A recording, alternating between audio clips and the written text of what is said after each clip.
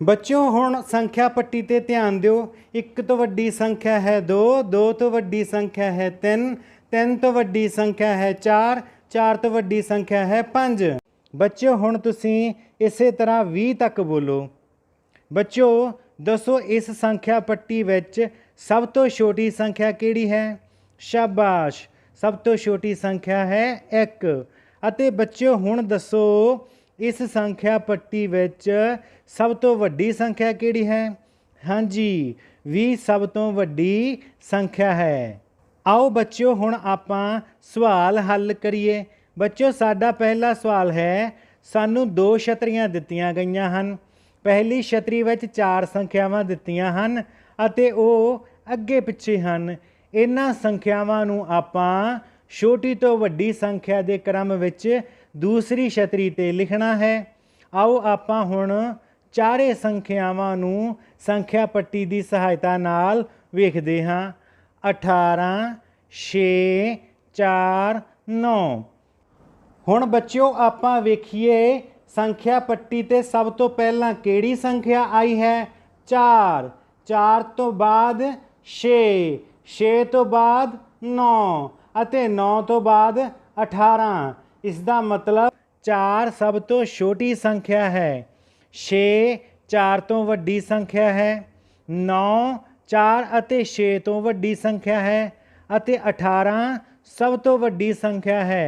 ਹੁਣ ਆਪਾਂ ਇਸ ਨੂੰ ਦੂਸਰੀ ਛਤਰੀ 'ਤੇ ਲਿਖ ਦਿੰਦੇ ਹਾਂ। 4 6 9 18। ਇਹ ਬੱਚਿਓ ਸਾਡਾ ਉੱਤਰ ਹੈ। ਆਓ ਬੱਚਿਓ ਹੁਣ ਆਪਾਂ ਦੂਸਰਾ ਸਵਾਲ ਹੱਲ ਕਰੀਏ। ਪਹਿਲੀ ਛਤਰੀ ਵਿੱਚ 4 ਸੰਖਿਆਵਾਂ ਦਿੱਤੀਆਂ ਹਨ ਅਤੇ ਉਹ ਅੱਗੇ ਪਿੱਛੇ ਹਨ। ਇਹਨਾਂ ਸੰਖਿਆਵਾਂ ਨੂੰ ਆਪਾਂ ਛੋਟੀ ਤੋਂ ਵੱਡੀ ਸੰਖਿਆ ਦੇ ਕ੍ਰਮ ਵਿੱਚ ਲਿਖਣਾ ਹੈ। ਆਪਾਂ ਹੁਣ ਚਾਰੇ ਸੰਖਿਆਵਾਂ ਨੂੰ ਸੰਖਿਆ ਪੱਟੀ ਦੀ ਸਹਾਇਤਾ ਨਾਲ ਸਮਝੀਏ। 19, 9, 12, 20। ਹੁਣ ਬੱਚਿਓ ਆਪਾਂ ਵੇਖੀਏ ਸੰਖਿਆ ਪੱਟੀ 'ਤੇ ਕਿਹੜੀ ਸੰਖਿਆ ਪਹਿਲਾਂ ਆਈ ਹੈ? 9, 9 ਤੋਂ ਬਾਅਦ 12, 12 ਤੋਂ ਬਾਅਦ 19 ਅਤੇ 19 ਤੋਂ ਬਾਅਦ 20। ਇਸ ਦਾ ਮਤਲਬ 9 ਸਭ ਤੋਂ ਛੋਟੀ ਸੰਖਿਆ ਹੈ, 12 ਉਸ ਤੋਂ ਵੱਡੀ ਹੈ, 19 ਉਸ ਤੋਂ ਵੱਡੀ ਹੈ ਅਤੇ 20 ਸਭ ਤੋਂ ਵੱਡੀ ਸੰਖਿਆ ਹੈ। ਹੁਣ ਆਪਾਂ ਇਹਨਾਂ ਸੰਖਿਆਵਾਂ ਨੂੰ ਛੋਟੀ ਤੋਂ ਵੱਡੀ ਸੰਖਿਆ ਵੱਲ ਵਧਦੇ ਹੋਏ ਦੂਸਰੀ ਛਤਰੀ 'ਤੇ ਲਿਖ ਦਿੰਦੇ ਹਾਂ। 9 12 19 20। ਇਹ ਸਾਡਾ ਉੱਤਰ ਹੈ। ਬੱਚਿਓ ਹੁਣ ਵੇਲਾ ਹੋ ਗਿਆ ਹੈ ਘਰ ਦਾ ਕੰਮ ਲੈਣ ਦਾ। ਬੱਚਿਓ ਤੁਸੀਂ ਪਹਿਲੀ ਜਮਾਤ ਦੇ ਗਣਿਤ ਦੇ ਪੰਨਾ ਨੰਬਰ 61 'ਤੇ ਦਿੱਤੇ ਸਵਾਲਾਂ ਦਾ ਅਭਿਆਸ ਕਰਨਾ ਹੈ। Good morning, children. Welcome to your English class. Children, today we will learn to write S. S, sir, sun. So, let's start. Look here, children. It is S. S, sir, sun. So, let us feel the shape. It has a curve. And then the same curve goes backward. It is S. S, sir, sun. Look here, we will make a curve like this, and then a curve, and then a curve backward. Look, we have S. S. S, sir, sun. S, sir, star. S, sir, spoon. Look, you will make a small curve and then same curve backward. It is S. S, sir, star. Look here, children. It is S, sir, sun. For writing S, we will use first 3 lines of our notebook. And look here, you will start from the red line. Make a small curve and take this curve backwards. It is S. A curve forward and same curve backward. S, sir, sun. For writing S, we will draw a curve forward and this same curve we will take backward. S, sir, sun.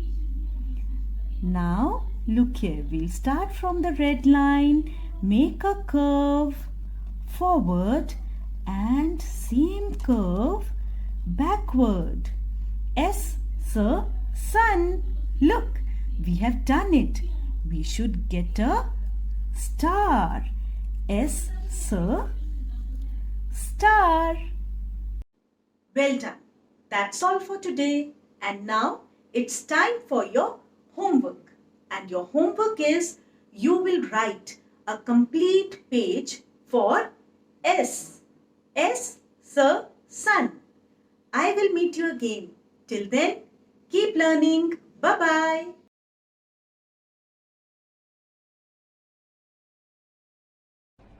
ਸਤਿ ਸ਼੍ਰੀ ਅਕਾਲ ਆਲੇ ਭੋਲਿਓ ਪਿਆਰੇ ਬੱਚਿਓ, ਤੁਹਾਡਾ ਦੂਜੀ ਜਮਾਤ ਦੀ ਪੰਜਾਬੀ ਦੀ online ਜਮਾਤ ਵਿੱਚ ਸਵਾਗਤ ਹੈ। ਪਿਆਰੇ ਬੱਚਿਓ, ਅਸੀਂ ਪਾਠ ਪਹਿਲਾ ਮੇਰੀ ਮਾਂ ਦਾ ਪਾਠ ਅਭਿਆਸ ਕਰ ਰਹੇ ਹਾਂ। ਮੈਨੂੰ ਉਮੀਦ ਹੈ ਤੁਸੀਂ ਮੇਰੀ ਮਾਂ ਕਵਿਤਾ ਨੂੰ ਚੰਗੀ ਤਰ੍ਹਾਂ ਯਾਦ ਕਰ ਲਿਆ ਹੋਵੇਗਾ। ਆਓ ਅੱਜ ਅਸੀਂ ਇਸ ਦਾ ਪ੍ਰਸ਼ਨ ਤੀਜਾ ਸਮਝੋ ਅਤੇ ਲਿਖੋ ਕਰੀਏ। ਆਓ ਦੇਖੀਏ ਸਾਨੂੰ ਕੀ ਦਿੱਤਾ ਹੈ। ਸਾਨੂੰ ਦਿੱਤਾ ਹੈ ਚਿੜੀ ਚਿੜੀਆਂ। ਹਾਂ, ਇਸ ਨੂੰ ਦੇਖ ਕੇ ਸਾਨੂੰ ਕੀ ਪਤਾ ਲੱਗਦਾ ਹੈ ਕਿ ਇਸ ਸ਼ਬਦ ਦਾ ਵਚਨ ਬਦਲਿਆ ਹੈ। ਪਿਆਰੇ ਬੱਚਿਓ, ਵਚਨ ਕੀ ਹੁੰਦਾ ਹੈ? ਵਚਨ ਸ਼ਬਦ ਦਾ ਉਹ ਰੂਪ ਹੁੰਦਾ ਹੈ ਜਿਸ ਤੋਂ ਸਾਨੂੰ ਇਹਨਾਂ ਦੀ ਗਿਣਤੀ ਬਾਰੇ ਪਤਾ ਲੱਗਦਾ ਹੈ।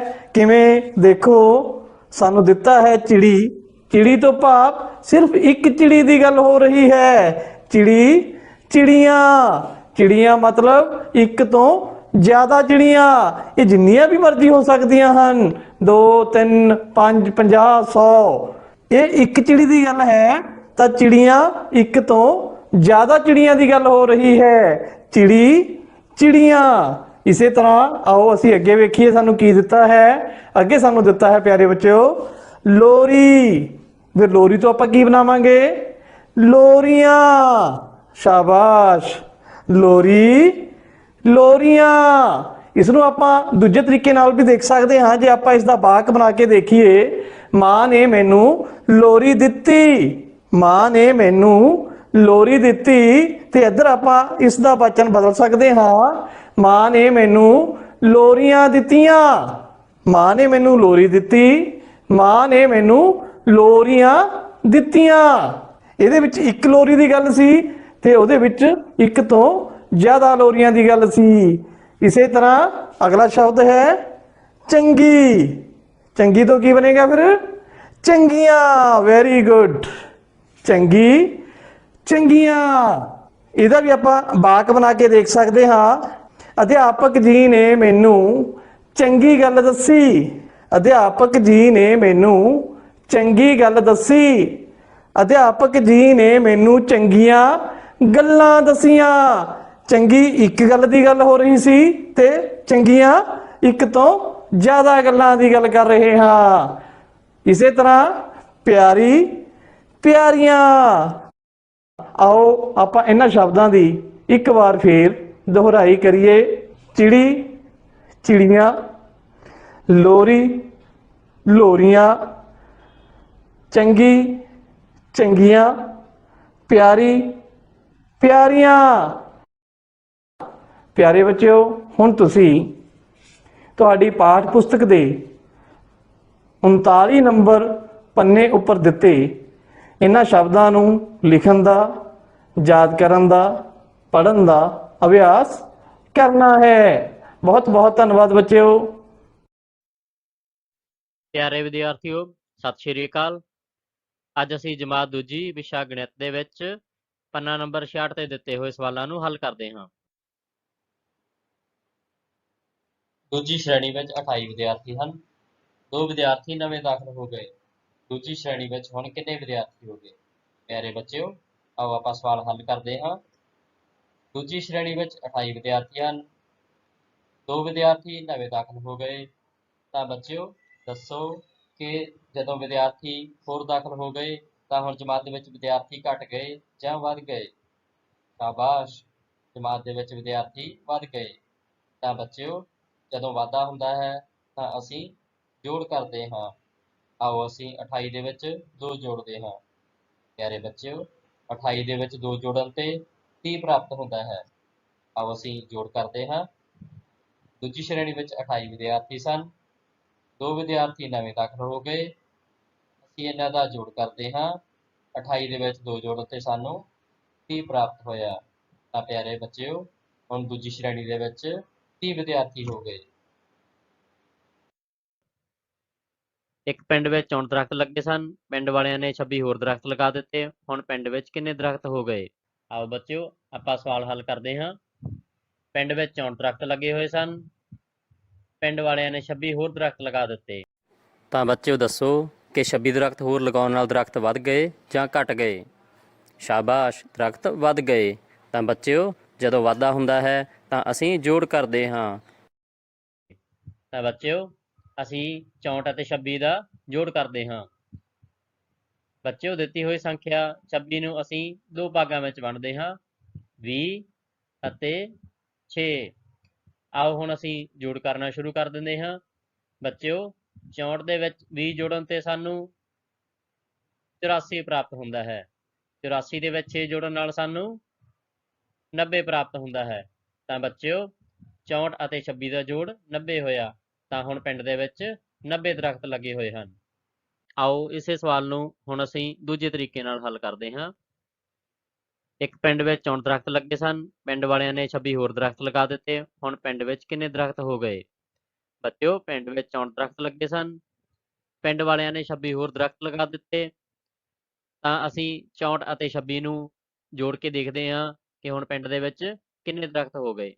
ਬੱਚਿਓ ਆਓ ਆਪਾਂ ਸਵਾਲ ਸ਼ੁਰੂ ਕਰਦੇ ਹਾਂ। ਸਭ ਤੋਂ ਪਹਿਲਾਂ 64 ਸੰਖਿਆ ਨੂੰ ਅਸੀਂ 2 ਭਾਗਾਂ ਵਿੱਚ ਵੰਡਾਂਗੇ, 60 ਅਤੇ 4। ਇਸ ਤੋਂ ਬਾਅਦ ਦਿੱਤੀ ਹੋਈ ਸੰਖਿਆ 26 ਨੂੰ ਅਸੀਂ 2 ਭਾਗਾਂ ਵਿੱਚ ਵੰਡਾਂਗੇ, 20 ਅਤੇ 6। ਪਿਆਰੇ ਬੱਚਿਓ ਆਓ ਹੁਣ ਅਸੀਂ ਜੋੜ ਕਰਦੇ ਹਾਂ। ਅਸੀਂ 60 ਦੇ ਵਿੱਚ 20 ਨੂੰ ਜੋੜਦੇ ਹਾਂ ਅਤੇ 4 ਦੇ ਵਿੱਚ 6 ਨੂੰ ਜੋੜਦੇ ਹਾਂ ਅਤੇ ਆਪਸ ਵਿੱਚ ਇਸ ਦਾ ਜੋੜ ਕਰਾਂਗੇ। ਬੱਚਿਓ 60 ਦੇ ਵਿੱਚ 20 ਜੋੜਨ ਨਾਲ ਸਾਨੂੰ 80 ਪ੍ਰਾਪਤ ਹੋਇਆ। 4 ਦੇ ਵਿੱਚ 6 ਜੋੜਨ ਨਾਲ ਸਾਨੂੰ 10 ਪ੍ਰਾਪਤ ਹੋਇਆ। ਆਓ ਇਸ ਦਾ ਜੋੜ ਕਰੀਏ। ਬੱਚਿਓ 80 ਦੇ ਵਿੱਚ 10 ਜੋੜਨ ਨਾਲ ਸਾਨੂੰ 90 ਪ੍ਰਾਪਤ ਹੋਇਆ। ਤਾਂ ਅਸੀਂ ਦੇਖਿਆ ਕਿ ਪਿੰਡ ਦੇ ਵਿੱਚ 64 ਦਰਖਤ ਲੱਗੇ ਹਨ। ਪਿੰਡ ਵਾਲਿਆਂ ਨੇ 26 ਹੋਰ ਦਰਖਤ ਲਗਾ ਦਿੱਤੇ। ਤਾਂ ਹੁਣ ਪਿੰਡ ਦੇ ਵਿੱਚ 90 ਦਰਖਤ ਹੋ ਗਏ। ਪਿਆਰੇ ਵਿਦਿਆਰਥੀਓ, ਇਹ ਸਵਾਲ ਹੁਣ ਤੁਸੀਂ ਆਪਣੀਆਂ ਕਾਪੀਆਂ ਉੱਤੇ ਹੱਲ ਕਰਨੇ ਹਨ। ਧੰਨਵਾਦ।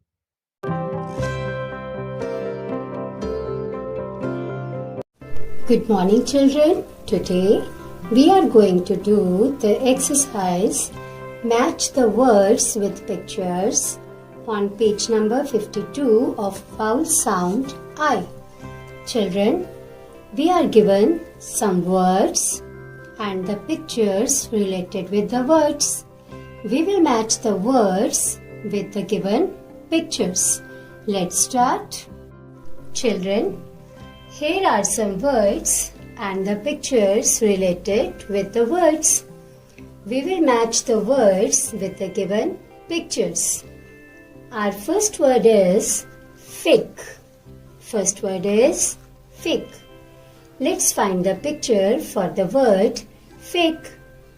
Look at the pictures. First picture is of dick.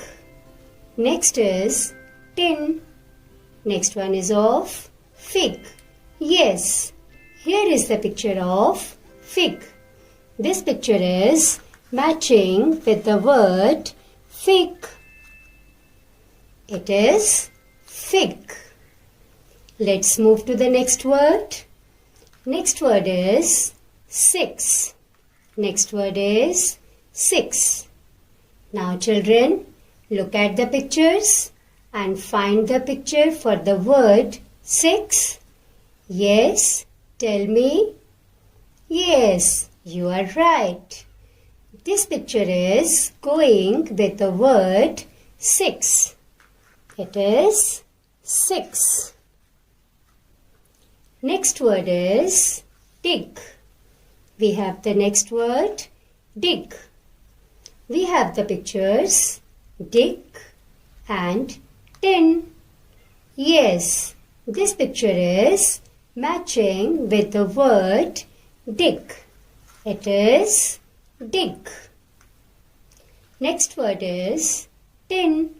And here is the picture of tin. Let's match the word tin with the picture. Our next set of words are kit, tip, zip, bin. Now children, we will match these words with the given pictures.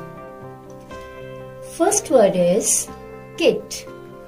Now let's find the picture for the word kit. Our first picture is of bin. Next one is zip. And the next picture is of kit. Yes, this picture is going with the word kit.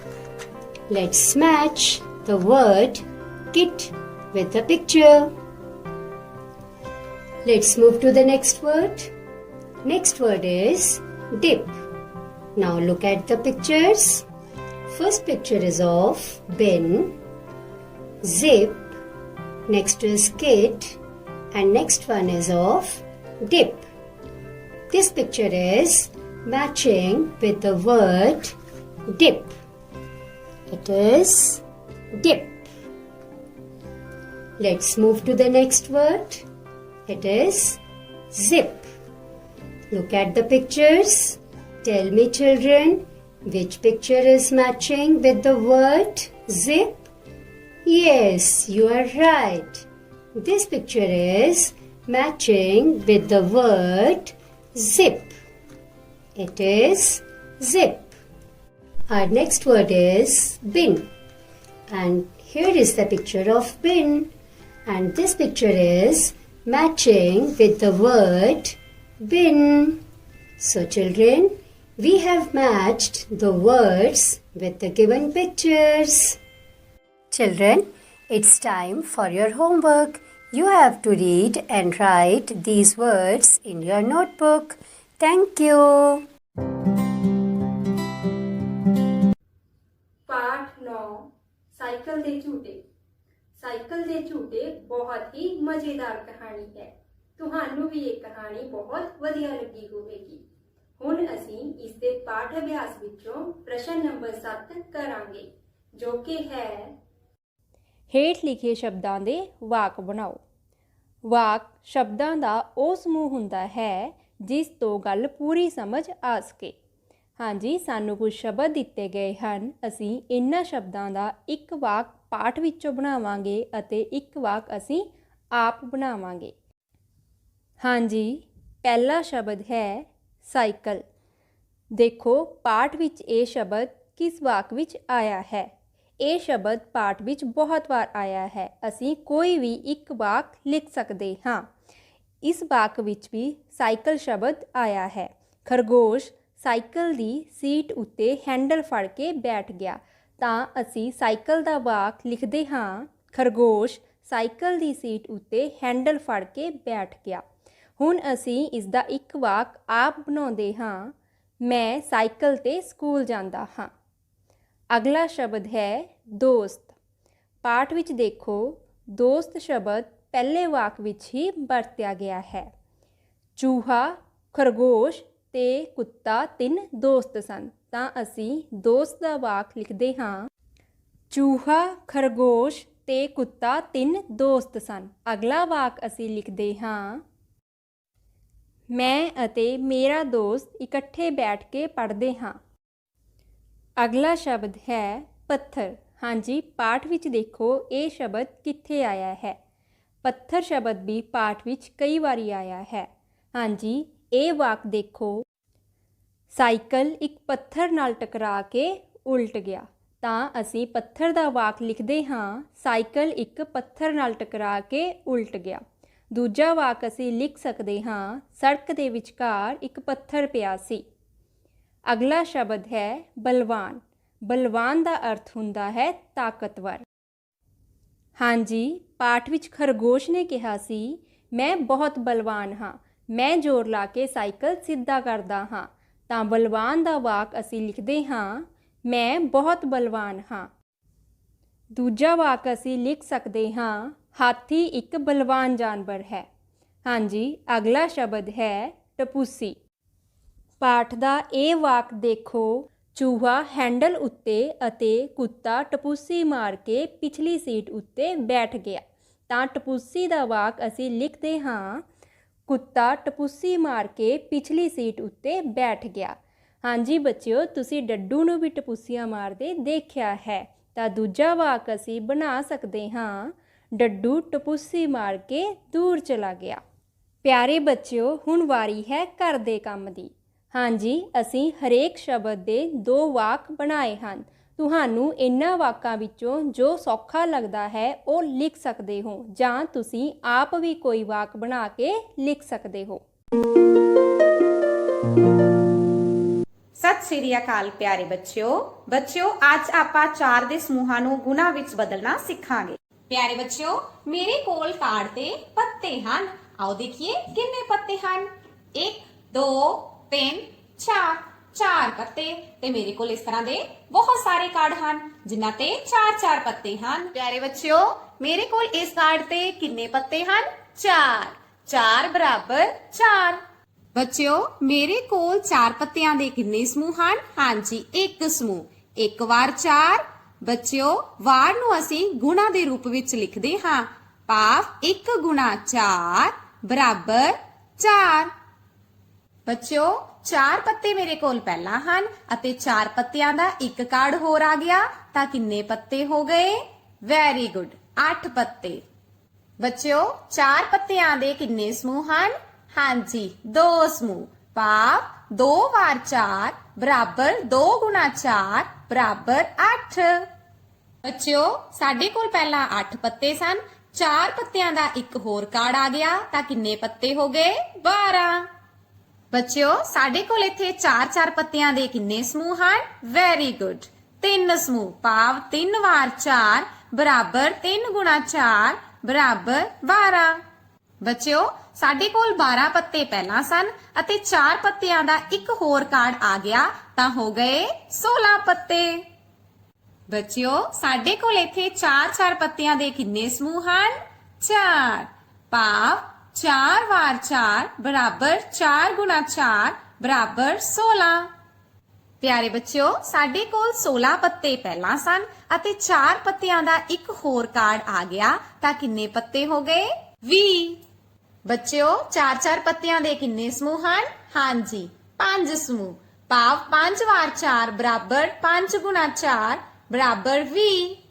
ਪਿਆਰੇ ਬੱਚਿਓ, ਸਾਡੇ ਕੋਲ 20 ਪੱਤੇ ਪਹਿਲਾਂ ਸਨ ਅਤੇ 4 ਪੱਤਿਆਂ ਦਾ ਇੱਕ ਹੋਰ ਸਮੂਹ ਆ ਗਿਆ ਤਾਂ ਕਿੰਨੇ ਪੱਤੇ ਹੋ ਗਏ? ਵੈਰੀ ਗੁੱਡ, 24 ਪੱਤੇ। ਬੱਚਿਓ, 4-4 ਪੱਤਿਆਂ ਦੇ ਕਿੰਨੇ ਸਮੂਹ ਹਨ? ਹਾਂਜੀ, 6 ਸਮੂਹ। ਭਾਵ 6 ਵਾਰ 4 ਬਰਾਬਰ 6 ਗੁਣਾ 4 ਬਰਾਬਰ 24। ਪਿਆਰੇ ਬੱਚਿਓ, ਸਾਡੇ ਕੋਲ ਪਹਿਲਾਂ 24 ਪੱਤੇ ਸਨ ਅਤੇ 4 ਪੱਤਿਆਂ ਦਾ ਇੱਕ ਹੋਰ ਕਾਰਡ ਆ ਗਿਆ ਤਾਂ ਹੋ ਗਏ ਸਾਡੇ ਕੋਲ 28 ਪੱਤੇ। ਬੱਚਿਓ, ਸਾਡੇ ਕੋਲ ਇੱਥੇ 4-4 ਪੱਤਿਆਂ ਦੇ 7 ਸਮੂਹ ਹਨ। ਭਾਵ 7 ਵਾਰ 4 ਬਰਾਬਰ 7 ਗੁਣਾ 4 ਬਰਾਬਰ 28। ਪਿਆਰੇ ਬੱਚਿਓ, ਸਾਡੇ ਕੋਲ ਪਹਿਲਾਂ 28 ਪੱਤੇ ਸਨ ਅਤੇ 4 ਪੱਤਿਆਂ ਦਾ ਇੱਕ ਹੋਰ ਕਾਰਡ ਆ ਗਿਆ ਤਾਂ ਹੋ ਗਏ ਸਾਡੇ ਕੋਲ ਵੈਰੀ ਗੁੱਡ 32 ਪੱਤੇ।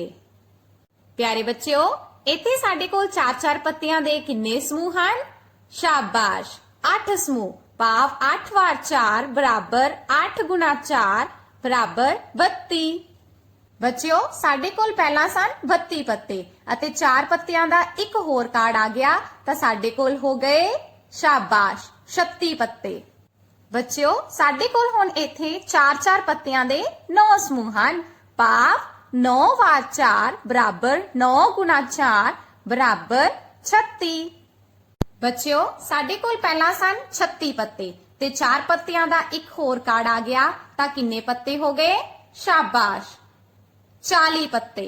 ਬੱਚਿਓ, ਦੇਖੋ 4-4 ਪੱਤਿਆਂ ਦੇ ਕਿੰਨੇ ਸਮੂਹ ਹਨ? ਸ਼ਾਬਾਸ਼ 10 ਸਮੂਹ। ਭਾਵ 10 ਵਾਰ 4 ਬਰਾਬਰ 10 ਗੁਣਾ 4 ਬਰਾਬਰ 40।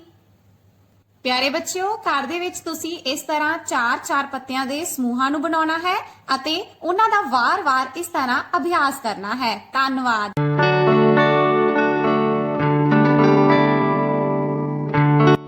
Hello dear kids, today I'll ask you some questions about what we have learned in the lesson trees.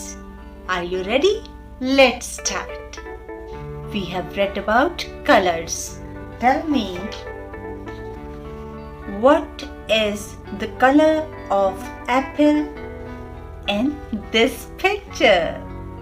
Yes, we have multiple options. That's why we call such questions multiple choice questions. In short form, MCQs. MCQs. So now we are doing MCQs. Yes, I was saying, what is the color of apple in this picture? Purple, red, green, black. It is green in color.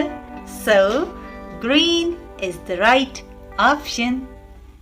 Today's second MCQ is rewrite the sentence. Means write again the sentence by naming the picture. We have to name them. What are these? Yes, tree, sun, plants, trees. Yes, these are trees. So, this is the right option. We will write here, trees give us shade. Third multiple choice question is, what is the silent letter in the word no? Yes, W, K, K and W. None of these. Look, K N O W. How to pronounce it? No. No.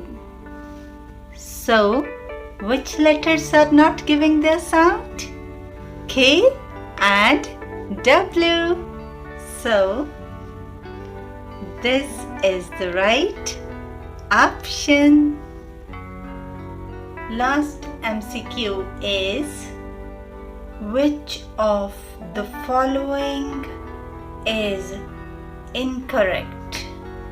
Incorrect. He was sleeping. They were sleeping. Cow was sleeping. Birds was sleeping. Yes, this is incorrect. Why?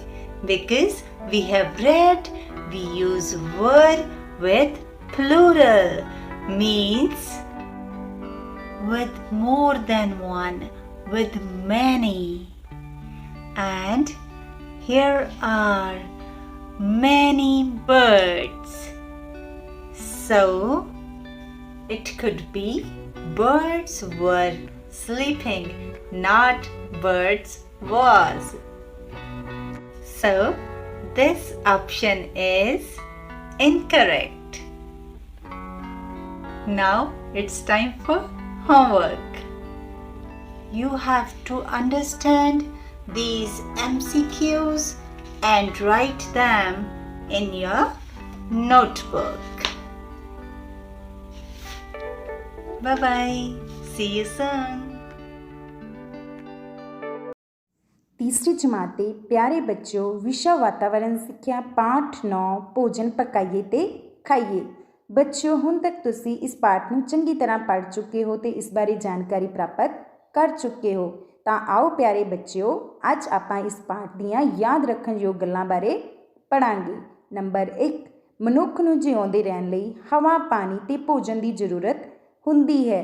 ਹਵਾ ਬਿਨਾਂ ਕੁਝ minute, ਭੋਜਨ ਅਤੇ ਪਾਣੀ ਤੋਂ ਬਿਨਾਂ ਕੁਝ ਦਿਨ ਤਾਂ ਜਿਉਂਦੇ ਰਹਿ ਸਕਦੇ ਹਾਂ, ਪਰ ਜ਼ਿੰਦਗੀ ਦਾ ਲੰਬਾ ਸਮਾਂ ਇਹਨਾਂ 3 ਚੀਜ਼ਾਂ ਤੋਂ ਬਿਨਾਂ ਅਸੰਭਵ ਹੈ। ਨੰਬਰ 2, ਭੋਜਨ ਵਿੱਚ ਕਾਰਬੋਹਾਈਡਰੇਟ, ਚਰਬੀ, ਪ੍ਰੋਟੀਨ, ਵਿਟਾਮਿਨਸ, ਖਣਿਜ ਪਦਾਰਥ ਤੇ ਪਾਣੀ ਆਦਿ ਜ਼ਰੂਰੀ ਪੌਸ਼ਟਿਕ ਤੱਤ ਹੁੰਦੇ ਹਨ। ਬੱਚਿਓ, ਭੋਜਨ ਵਿੱਚ ਇਹਨਾਂ 6 ਪੌਸ਼ਟਿਕ ਤੱਤਾਂ ਵਿੱਚੋਂ ਇੱਕ ਵੀ ਤੱਤ ਦੀ ਕਮੀ ਹੋ ਜਾਵੇ ਤਾਂ ਅਸੀਂ ਕਿਸੇ ਨਾ ਕਿਸੇ ਬਿਮਾਰੀ ਦਾ ਸ਼ਿਕਾਰ ਹੋ ਸਕਦੇ ਹਾਂ। ਇਹ ਸਾਰੇ ਪੌਸ਼ਟਿਕ ਤੱਤ ਸਾਡੇ ਸਰੀਰ ਲਈ ਬਹੁਤ ਜ਼ਰੂਰੀ ਹਨ। ਨੰਬਰ 3, ਸੰਤੁਲਿਤ ਖੁਰਾਕ ਵਿੱਚ ਸਾਰੇ ਪੌਸ਼ਟਿਕ ਤੱਤ ਹੁੰਦੇ ਹਨ। ਸੰਤੁਲਿਤ ਖੁਰਾਕ ਬੱਚਿਓ ਉਹ ਖੁਰਾਕ ਹੈ ਜਿਸ ਵਿੱਚ ਕਾਰਬੋਹਾਈਡਰੇਟ, ਚਰਬੀ, ਪ੍ਰੋਟੀਨ, ਵਿਟਾਮਿਨਸ, ਖਣਿਜ ਪਦਾਰਥ ਤੇ ਪਾਣੀ ਸਾਰੇ ਤੱਤ ਲੋੜੀਂਦੀ ਮਾਤਰਾ ਵਿੱਚ ਮੌਜੂਦ ਹੁੰਦੇ ਹਨ। ਇਸ ਦੀ ਸਭ ਤੋਂ ਵਧੀਆ ਉਦਾਹਰਨ ਦੁੱਧ ਹੈ, ਜੋ ਸਾਡੇ ਸਰੀਰ ਨੂੰ ਬਿਮਾਰੀਆਂ ਤੋਂ ਬਚਾਉਣ ਦੇ ਲਈ ਸਰੀਰ ਨੂੰ ਤਾਕਤ ਦਿੰਦਾ ਹੈ। ਸਾਰੇ ਬੱਚਿਆਂ ਨੂੰ ਦੁੱਧ ਰੋਜ਼ ਪੀਣਾ ਚਾਹੀਦਾ ਹੈ। ਨੰਬਰ 4, ਮਨੁੱਖ ਆਪਣਾ ਭੋਜਨ ਪੌਦਿਆਂ ਅਤੇ ਜਾਨਵਰਾਂ ਤੋਂ ਪ੍ਰਾਪਤ ਕਰਦਾ ਹੈ। ਬੱਚਿਓ, ਅਸੀਂ ਬਹੁਤ ਸਾਰੇ ਫਲ ਅਤੇ ਸਬਜ਼ੀਆਂ ਪੌਦਿਆਂ ਤੋਂ ਪ੍ਰਾਪਤ ਕਰਦੇ ਹਾਂ। ਸਾਡੇ ਘਰ ਵਿਚਲੇ ਜਾਨਵਰਾਂ ਜਿਵੇਂ ਮੱਝ, ਗਾਂ, ਬੱਕਰੀ, ਇਹਨਾਂ ਤੋਂ ਅਸੀਂ ਦੁੱਧ ਪ੍ਰਾਪਤ ਕਰਦੇ ਹਾਂ ਅਤੇ ਦੁੱਧ ਤੋਂ ਬਹੁਤ ਸਾਰੀਆਂ ਚੀਜ਼ਾਂ ਵੀ ਤਿਆਰ ਕਰਦੇ ਹਾਂ। ਤਾਂ ਪਿਆਰੇ ਬੱਚਿਓ, ਪੁਆਇੰਟ ਨੰਬਰ 5 ਹੈ, ਘਰਾਂ ਵਿੱਚ ਵਰਤੇ ਜਾਣ ਵਾਲੇ ਸਿਲੰਡਰ ਵਿੱਚ LPG ਜਾਂ ਤਰਲ ਪੈਟਰੋਲੀਅਮ ਗੈਸ ਹੁੰਦੀ ਹੈ। ਇਹ ਗੈਸ ਸਾਡੇ ਵਾਤਾਵਰਣ ਨੂੰ ਪ੍ਰਦੂਸ਼ਿਤ ਹੋਣ ਤੋਂ ਬਚਾਉਂਦੀ ਹੈ। ਪਿਆਰੇ ਬੱਚਿਓ, ਅੱਜ ਆਪਾਂ ਇਸ ਪਾਠ ਦੀਆਂ ਯਾਦ ਰੱਖਣ ਯੋਗ ਗੱਲਾਂ ਪੜ੍ਹੀਆਂ। ਉਮੀਦ ਹੈ ਤੁਸੀਂ ਇਸ ਨੂੰ ਚੰਗੀ ਤਰ੍ਹਾਂ ਸੁਣਿਆ ਹੋਵੇਗਾ। ਹੁਣ ਵਾਰੀ ਹੈ ਤੁਹਾਡੇ ਘਰ ਦੇ ਕੰਮ ਦੀ। ਤਾਂ ਨੋਟ ਕਰੋ ਬੱਚਿਓ। ਪ੍ਰਸ਼ਨ ਨੰਬਰ 1, ਸਾਨੂੰ ਜਿਉਂਦੇ ਰਹਿਣ ਲਈ ਕਿਹੜੀਆਂ 3 ਚੀਜ਼ਾਂ ਦੀ ਜ਼ਰੂਰਤ ਹੈ? ਪ੍ਰਸ਼ਨ ਨੰਬਰ 2, ਸੰਤੁਲਿਤ ਭੋਜਨ ਦੀ ਕੋਈ ਇੱਕ ਉਦਾਹਰਨ ਦਿਓ। ਪ੍ਰਸ਼ਨ ਨੰਬਰ 3, ਮਨੁੱਖ ਜਾਨਵਰਾਂ ਤੋਂ ਕੀ ਪ੍ਰਾਪਤ ਕਰਦਾ ਹੈ? ਧੰਨਵਾਦ ਬੱਚਿਓ। ਸਵਾਗਤ ਹੈ ਸਵਾਗਤ ਜ਼ਿੰਦਗੀ ਵਿੱਚ।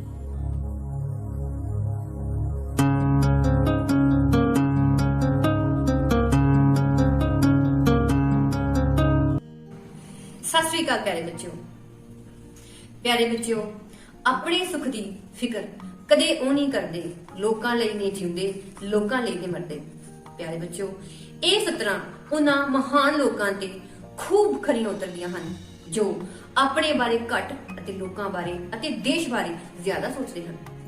ਪਿਆਰੇ ਬੱਚਿਓ, ਅਜਿਹੇ ਮਹਾਨ ਲੋਕਾਂ ਕਰਕੇ ਹੀ ਸਾਡਾ ਦੇਸ਼ ਅੱਜ ਤਰੱਕੀ ਦੀ ਰਾਹ ਤੇ ਹੈ ਅਤੇ ਅਸੀਂ ਬੜੇ ਹੀ ਮਾਣ ਦੇ ਨਾਲ ਆਪਣੇ ਦੇਸ਼ ਦੇ ਵਿੱਚ ਰਹਿ ਰਹੇ ਹਾਂ।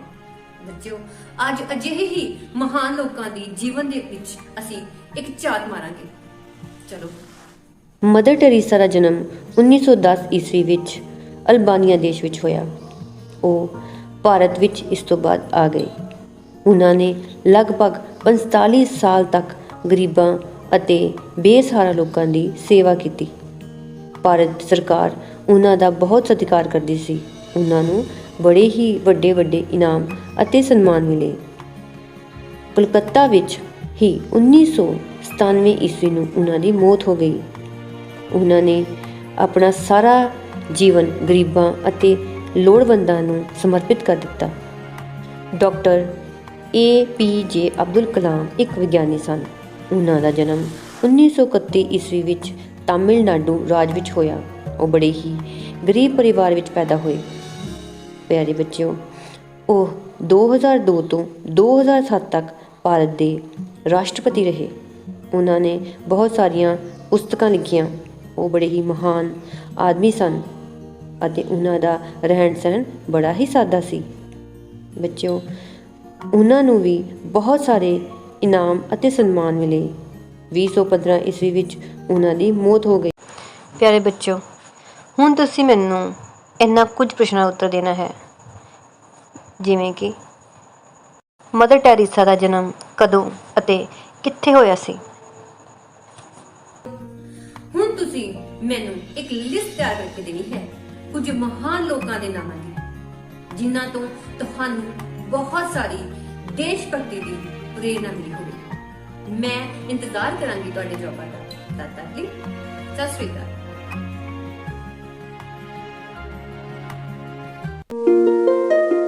ਵਿਸ਼ਾ ਪੰਜਾਬੀ, ਜਮਾਤ ਚੌਥੀ, ਪਾਠ 10 ਈ, ਲੇਖਕ ਸੁਲਤਾਨਾ ਬੇਗਮ। ਬੱਚਿਓ, ਇਹ ਪਾਠ ਅਸੀਂ ਚੰਗੀ ਤਰ੍ਹਾਂ ਪੜ੍ਹ ਲਿਆ ਹੈ। ਆਓ ਹੁਣ ਜਾਣੀਏ ਕਿ ਅਸੀਂ ਈਦ ਤਿਉਹਾਰ ਬਾਰੇ ਕਿੰਨੀ ਜਾਣਕਾਰੀ ਪ੍ਰਾਪਤ ਕਰ ਲਈ ਹੈ। ਇਸ ਦੀ ਪਰਖ ਲਈ ਅੱਜ ਮੈਂ ਤੁਹਾਨੂੰ ਕੁਝ ਪ੍ਰਸ਼ਨ ਕਰਵਾਵਾਂਗੀ, ਜਿਨ੍ਹਾਂ ਦੇ ਉੱਤਰ ਅਸੀਂ ਇਸ ਪੜ੍ਹੇ ਪਾਠ ਵਿੱਚੋਂ ਦੇਣੇ ਹਨ। ਆਓ ਫਿਰ ਕਰੀਏ ਪਾਠ ਅਭਿਆਸ। ਪ੍ਰਸ਼ਨ 2, ਪ੍ਰਸ਼ਨਾਂ ਦੇ ਉੱਤਰ ਦਿਓ। ਪੰਨਾ ਨੰਬਰ 59। ਚਲੋ ਫਿਰ ਕਰੀਏ। ਪ੍ਰਸ਼ਨ ਊੜਾ, ਈਦ ਕਦੋਂ ਮਨਾਈ ਜਾਂਦੀ ਹੈ? ਬੱਚਿਓ, ਅਸੀਂ ਪਾਠ ਵਿੱਚ ਪੜ੍ਹਿਆ ਹੈ, ਇਹ ਤਿਉਹਾਰ ਰਮਜ਼ਾਨ ਦੇ ਮਹੀਨੇ ਤੋਂ ਬਾਅਦ ਆਉਂਦਾ ਹੈ। ਰਮਜ਼ਾਨ ਦੇ ਮਹੀਨੇ ਵਿੱਚ 30 ਰੋਜ਼ੇ ਰੱਖੇ ਜਾਂਦੇ ਹਨ। ਰੋਜ਼ਿਆਂ ਵਿੱਚ ਲੋਕ ਸਵੇਰ ਤੋਂ ਲੈ ਕੇ ਸ਼ਾਮ ਤੱਕ ਕੁਝ ਵੀ ਨਹੀਂ ਖਾਂਦੇ ਪੀਂਦੇ। ਜਦੋਂ ਅਖੀਰਲਾ ਰੋਜ਼ਾ ਹੁੰਦਾ ਹੈ, ਉਸ ਰਾਤ ਚੰਨ ਦਿਖਾਈ ਦਿੰਦਾ ਹੈ। ਬੱਚਿਓ, ਉਸ ਤੋਂ ਅਗਲੇ ਦਿਨ ਈਦ ਮਨਾਈ ਜਾਂਦੀ ਹੈ। ਇਸ ਨੂੰ ਈਦ ਉਲ ਫਿਤਰ ਆਖਦੇ ਹਨ। ਤਾਂ ਲਿਖੋ ਫਿਰ ਇਸ ਦਾ ਉੱਤਰ। ਈਦ ਦਾ ਤਿਉਹਾਰ ਰਮਜ਼ਾਨ ਦੇ ਮਹੀਨੇ ਤੋਂ ਬਾਅਦ ਆਉਂਦਾ ਹੈ। ਅਖੀਰਲੇ ਰੋਜ਼ੇ ਤੋਂ ਅਗਲੇ ਦਿਨ ਈਦ ਮਨਾਈ ਜਾਂਦੀ ਹੈ। ਪ੍ਰਸ਼ਨ ਐੜਾ, ਈਦਗਾਹ ਪਹੁੰਚ ਕੇ ਸਭ ਨੇ ਕੀ ਕੀਤਾ? ਤਾਂ ਬੱਚਿਓ, ਅਸੀਂ ਪਾਠ ਵਿੱਚ ਪੜ੍ਹ ਚੁੱਕੇ ਹਾਂ। ਆਓ ਵੇਖੀਏ ਕਿ ਈਦਗਾਹ ਪਹੁੰਚ ਕੇ ਸਭ ਨੇ ਕੀ ਕੀਤਾ। ਸਭ ਲੋਕ ਈਦਗਾਹ ਪਹੁੰਚ ਗਏ ਹਨ। ਉੱਥੇ ਸਭ ਨੇ ਕਤਾਰਾਂ ਵਿੱਚ ਖੜੇ ਹੋ ਕੇ ਨਮਾਜ਼ ਪੜ੍ਹੀ। ਨਮਾਜ਼ ਪੜ੍ਹ ਕੇ ਹੱਥ ਉਠਾ ਕੇ ਖੁਦਾ ਤੋਂ ਦੁਆ ਮੰਗੀ।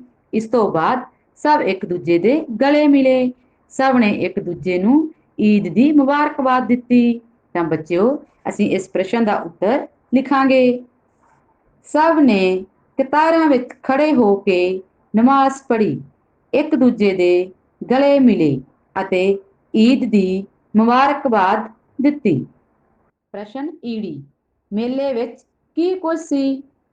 ਤਾਂ ਬੱਚਿਓ, ਤੁਹਾਨੂੰ ਸਭ ਨੂੰ ਪਤਾ ਹੈ ਕਿ ਮੇਲੇ ਵਿੱਚ ਕੀ ਕੁਝ ਹੁੰਦਾ ਹੈ। ਤੁਸੀਂ ਸਭ ਜਾਣਦੇ ਹੋ। ਦੱਸੋ ਭਲਾ ਫਿਰ ਕੀ ਹੁੰਦਾ ਹੈ ਮੇਲੇ ਵਿੱਚ? ਸ਼ਾਬਾਸ਼, ਬਹੁਤ ਸਾਰੀਆਂ ਦੁਕਾਨਾਂ, ਜਿਵੇਂ ਮਠਿਆਈ, ਖਿਡੌਣੇ, ਵੰਗਾਂ ਚੂੜੀਆਂ ਅਤੇ ਹੋਰ ਖਾਣ ਪੀਣ ਦੀਆਂ ਚੀਜ਼ਾਂ ਦੀਆਂ ਦੁਕਾਨਾਂ ਹੁੰਦੀਆਂ ਹਨ ਅਤੇ ਬਹੁਤ ਸਾਰੇ ਝੂਲੇ ਵੀ ਲੱਗੇ ਹੁੰਦੇ ਹਨ। ਤੇ ਆਓ ਵੇਖੀਏ ਕਿ ਈਦ ਦੇ ਮੇਲੇ ਵਿੱਚ ਕੀ ਕੁਝ ਸੀ। ਤਾਂ ਲਿਖੋ ਫਿਰ ਇਸ ਪ੍ਰਸ਼ਨ ਦਾ ਉੱਤਰ। ਮੇਲੇ ਵਿੱਚ ਮਠਿਆਈ ਤੇ ਖਿਡੌਣਿਆਂ ਦੀਆਂ ਦੁਕਾਨਾਂ ਸਜੀਆਂ ਹੋਈਆਂ ਸਨ, ਝੂਲੇ ਵੀ ਲੱਗੇ ਹੋਏ ਸਨ ਅਤੇ ਬੱਚੇ ਝੂਟੇ ਲੈ ਰਹੇ ਸਨ। ਪ੍ਰਸ਼ਨ ਸੱਸਾ, ਸੁਹੇਲ ਨੇ ਮੇਲੇ ਵਿੱਚੋਂ ਕੀ ਖਰੀਦਿਆ? ਤਾਂ ਬੱਚਿਓ, ਮੈਨੂੰ ਪਤਾ ਹੈ ਕਿ ਤੁਹਾਨੂੰ ਕਿਹੜੀਆਂ-ਕਿਹੜੀਆਂ ਚੀਜ਼ਾਂ ਖਰੀਦਣੀਆਂ ਪਸੰਦ ਨੇ ਮੇਲੇ ਵਿੱਚੋਂ। ਦੱਸਾਂ ਫਿਰ? ਖਿਡੌਣੇ, ਝੂਲਿਆਂ ਤੇ ਝੂਟੇ ਲੈਣੇ ਅਤੇ ਮਠਿਆਈਆਂ ਖਰੀਦਣੀਆਂ। ਤਾਂ ਫਿਰ ਆਓ ਵੇਖੀਏ ਕਿ ਸੁਹੇਲ ਨੂੰ ਕਿਹੜੀਆਂ ਚੀਜ਼ਾਂ ਪਸੰਦ ਆਈਆਂ ਤੇ ਉਸਨੇ ਕੀ ਖਰੀਦਿਆ ਮੇਲੇ ਵਿੱਚੋਂ। ਤਾਂ ਲਿਖੋ ਇਸ ਪ੍ਰਸ਼ਨ ਦਾ ਉੱਤਰ। ਸੁਹੇਲ ਨੇ ਖਿਡੌਣਿਆਂ ਦੀ ਦੁਕਾਨ ਤੋਂ ਆਪਣੇ ਲਈ ਇੱਕ ਖਿਡੌਣਾ ਜਹਾਜ਼ ਖਰੀਦਿਆ, ਆਪਣੀ ਭੈਣ ਸ਼ਬਨਮ ਲਈ ਨੱਚਣ ਵਾਲਾ ਇੱਕ ਰਿੱਛ ਖਰੀਦਿਆ। ਅਖੀਰਲਾ ਪ੍ਰਸ਼ਨ, ਅੰਮੀ ਨੇ ਸੁਹੇਲ ਦੇ ਦੋਸਤਾਂ ਨੂੰ ਕੀ ਖਵਾਇਆ? ਤਾਂ ਬੱਚਿਓ, ਅਸੀਂ ਜਾਣਦੇ ਹਾਂ ਕਿ ਜਦੋਂ ਕੋਈ ਤਿਉਹਾਰ ਹੁੰਦਾ ਹੈ ਤਾਂ ਸਾਡੇ ਘਰਾਂ ਵਿੱਚ ਤਰ੍ਹਾਂ-ਤਰ੍ਹਾਂ ਦੇ ਪਕਵਾਨ ਬਣਦੇ ਹਨ। ਤੇ ਆਓ ਵੇਖੀਏ ਕਿ ਸੁਹੇਲ ਦੀ ਅੰਮੀ ਨੇ ਈਦ ਦੇ ਦਿਨ ਕੀ ਬਣਾਇਆ। ਤੇ ਲਿਖੋ ਫਿਰ ਇਸ ਪ੍ਰਸ਼ਨ ਦਾ ਉੱਤਰ। ਅੰਮੀ ਨੇ ਸੁਹੇਲ ਦੇ ਦੋਸਤਾਂ ਨੂੰ ਸੇਵੀਆਂ ਤੇ ਮਠਿਆਈ ਖਵਾਈ। ਹੁਣ ਸਮਾਂ ਹੋ ਗਿਆ ਹੈ ਘਰ ਦੇ ਕੰਮ ਦਾ। ਤਾਂ ਬੱਚਿਓ, ਜਿਹੜੇ ਪ੍ਰਸ਼ਨ ਅੱਜ ਮੈਂ ਤੁਹਾਨੂੰ ਕਰਵਾਏ ਹਨ, ਉਹਨਾਂ ਪ੍ਰਸ਼ਨਾਂ ਦੇ ਉੱਤਰ ਆਪਣੀਆਂ ਕਾਪੀਆਂ ਤੇ ਸੁੰਦਰ ਲਿਖਾਈ ਵਿੱਚ ਲਿਖਣੇ ਹਨ ਅਤੇ ਯਾਦ ਵੀ ਕਰਨੇ ਹਨ। ਪਿਆਰੇ ਬੱਚਿਓ ਸਤਿ ਸ਼੍ਰੀ ਅਕਾਲ। ਠੀਕ ਠਾਕ ਹੋ ਬੇਟਾ? ਅੱਜ ਬੇਟਾ ਆਪਾਂ ਆਪਣੀ ਚੌਥੀ ਜਮਾਤ ਦੇ ਗਣਿਤ ਦੀ ਕਿਤਾਬ ਦੇ ਪੰਨਾ ਨੰਬਰ 71 ਤੋਂ ਬਹੁ ਵਿਕਲਪਿਕ ਪ੍ਰਸ਼ਨ ਹੱਲ ਕਰਾਂਗੇ। ਬਹੁ ਵਿਕਲਪਿਕ ਪ੍ਰਸ਼ਨ ਬੇਟਾ ਉਹ ਪ੍ਰਸ਼ਨ ਹੁੰਦੇ ਨੇ ਜਿਨ੍ਹਾਂ ਵਿੱਚ 4 ਉੱਤਰ ਦਿੱਤੇ ਹੁੰਦੇ ਹਨ, ਜਿਨ੍ਹਾਂ ਵਿੱਚੋਂ ਠੀਕ ਉੱਤਰ ਚੁਣ ਕੇ ਸਹੀ ਦਾ ਨਿਸ਼ਾਨ ਲਗਾਉਣਾ ਹੁੰਦਾ ਹੈ। ਹੁਣ ਬੇਟਾ ਸਭ ਤੋਂ ਪਹਿਲਾ ਪ੍ਰਸ਼ਨ, ਮਈ ਮਹੀਨੇ ਵਿੱਚ ਕਿੰਨੇ ਘੰਟੇ ਹੋਣਗੇ? ਹੇਠਾਂ 4 ਉੱਤਰ ਨੇ ਬੇਟਾ, ਇਹਨਾਂ ਵਿੱਚੋਂ ਆਪਾਂ ਠੀਕ ਉੱਤਰ ਚੁਣ ਕੇ ਉਸ ਉੱਪਰ ਸਹੀ ਦਾ ਨਿਸ਼ਾਨ ਲਗਾਵਾਂਗੇ। ਹਾਂਜੀ ਬੇਟਾ, ਮਈ ਮਹੀਨੇ ਵਿੱਚ ਆਪਾਂ ਘੰਟੇ ਦੇਖਣੇ ਨੇ ਕਿ ਕਿੰਨੇ। ਇਹਦੇ ਲਈ ਆਪਾਂ ਪਹਿਲਾਂ ਵੇਖੀਏ ਬੇਟਾ ਕਿ ਮਈ ਮਹੀਨੇ ਦੇ ਵਿੱਚ ਕੈਲੰਡਰ ਤੋਂ ਦੇਖੀਏ ਕਿ ਦਿਨ ਕਿੰਨੇ ਨੇ, 31। ਫਿਰ ਮਈ ਮਹੀਨੇ ਵਿੱਚ ਕੁੱਲ ਦਿਨ ਕਿੰਨੇ ਹੋਏ ਬੇਟਾ, 31। ਤੇ 31 ਦਿਨ ਨੇ ਤੇ ਆਪਾਂ ਦੇਖੀਏ ਕਿ ਘੰਟੇ ਦੇਖਣੇ ਨੇ, ਤਾਂ ਆਪਾਂ ਇੱਕ ਦਿਨ ਵਿੱਚ ਦੇਖੀਏ ਕਿ ਕਿੰਨੇ ਘੰਟੇ ਨੇ। ਇੱਕ ਦਿਨ 'ਚ ਕਿੰਨੇ ਘੰਟੇ ਨੇ, 24। ਤੇ ਫਿਰ ਆਪਾਂ ਦੇਖਦੇ ਹਾਂ ਕਿ 31 ਦਿਨਾਂ ਦੇ ਵਿੱਚ ਕਿੰਨੇ ਘੰਟੇ ਹੋਣਗੇ। ਇਹਦੇ ਲਈ ਬੇਟਾ ਆਪਾਂ ਕੀ ਕਰਾਂਗੇ ਕਿ ਗੁਣਾ ਕਰਾਂਗੇ। ਫਿਰ 31 ਗੁਣਾ 24 ਬਰਾਬਰ ਹੈ 744 ਘੰਟੇ। ਫਿਰ ਕਿੰਨੇ ਘੰਟੇ ਆ ਗਏ ਬੇਟਾ, 744। ਫਿਰ ਇਹਨਾਂ ਵਿੱਚੋਂ ਆਪਣਾ ਸਹੀ ਜਵਾਬ ਕੀ ਹੈ ਬੇਟਾ, ਦੇਖੋ B 744। ਅਗਲਾ ਸਵਾਲ ਬੇਟਾ, 2 0 4 6 ਅੰਕਾਂ ਤੋਂ ਬਣੀ 4 ਅੰਕਾਂ ਦੀ ਵੱਡੀ ਤੋਂ ਵੱਡੀ ਅਤੇ ਛੋਟੀ ਤੋਂ ਛੋਟੀ ਸੰਖਿਆ ਵਿੱਚ ਅੰਤਰ ਪਤਾ ਕਰੋ। 4 ਉੱਤਰ ਨੇ ਬੇਟਾ, ਇਹਨਾਂ ਵਿੱਚੋਂ ਆਪਾਂ ਠੀਕ ਉੱਤਰ ਚੁਣ ਕੇ ਸਹੀ ਦਾ ਨਿਸ਼ਾਨ ਲਗਾਵਾਂਗੇ। ਬੇਟਾ 4 ਅੰਕ ਨੇ, 2 0 4 6। ਇਹਨਾਂ 4 ਅੰਕਾਂ ਦੀ ਵੱਡੀ ਤੋਂ ਵੱਡੀ ਸੰਖਿਆ ਦੇਖੋ ਬੇਟਾ ਕੀ ਬਣਦੀ ਪਈ ਹੈ, 6420। ਇਸੇ ਤਰ੍ਹਾਂ 4 ਅੰਕਾਂ ਦੀ ਛੋਟੀ ਤੋਂ ਛੋਟੀ ਸੰਖਿਆ ਦੇਖੀਏ ਤਾਂ ਇਹਨਾਂ ਹੀ 4 ਅੰਕਾਂ ਦੀ ਕਿਹੜੀ ਹੈ, 2046। ਹੁਣ ਬੇਟਾ ਇਹਨਾਂ ਦੋਹਾਂ ਸੰਖਿਆਵਾਂ ਦੇ ਵਿੱਚ ਆਪਾਂ ਅੰਤਰ ਜਿਹੜਾ ਆ ਉਹ ਲੱਭਣਾ ਹੈ। ਅੰਤਰ ਕੀ ਹੁੰਦਾ ਹੈ ਬੇਟਾ, ਕਿ ਘਟਾਓ ਕਰਨੀ। ਫਿਰ ਆਪਾਂ ਸਥਾਨਕ ਮੁੱਲ ਸਾਰਣੀ ਤੇ ਜਦੋਂ ਇਹਨਾਂ ਨੂੰ ਰੱਖਦੇ ਆ ਤਾਂ ਇਹ ਇਸ ਤਰ੍ਹਾਂ ਜਿਹੜੀ ਆ ਉਹ ਨਜ਼ਰ ਆਉਂਦੀ ਹੈ। ਵੱਡੀ ਸੰਖਿਆ ਕਿਹੜੀ ਹੈ, 6420 ਅਤੇ 4 ਅੰਕਾਂ ਦੀ ਛੋਟੀ ਸੰਖਿਆ ਕਿਹੜੀ ਹੈ, 2046। ਹੁਣ ਇਹਨਾਂ ਦੇ ਵਿੱਚ ਆਪਾਂ ਅੰਤਰ ਜਿਵੇਂ ਬੇਟਾ ਕੀ ਕਰਨਾ ਹੈ, ਘਟਾਓ ਕਰਾਂਗੇ। ਤਾਂ ਜਦੋਂ ਘਟਾਓ ਕਰਾਂਗੇ ਤਾਂ ਕੀ ਆਵੇਗਾ ਅੰਤਰ, 4374। ਫਿਰ ਆ ਜਿਹੜੇ 4 ਉੱਤਰ ਨੇ ਇਹਨਾਂ ਵਿੱਚੋਂ ਸਹੀ ਉੱਤਰ ਕਿਹੜਾ ਹੈ ਬੇਟਾ, D 4374। ਉਸ ਤੋਂ ਅਗਲਾ ਸਵਾਲ ਬੇਟਾ, 3 ਅੰਕਾਂ ਦੀ ਛੋਟੀ ਤੋਂ ਛੋਟੀ ਅਤੇ 2 ਅੰਕਾਂ ਦੀ ਵੱਡੀ ਤੋਂ ਵੱਡੀ ਸੰਖਿਆ ਦਾ ਗੁਣਨਫਲ ਦੱਸੋ।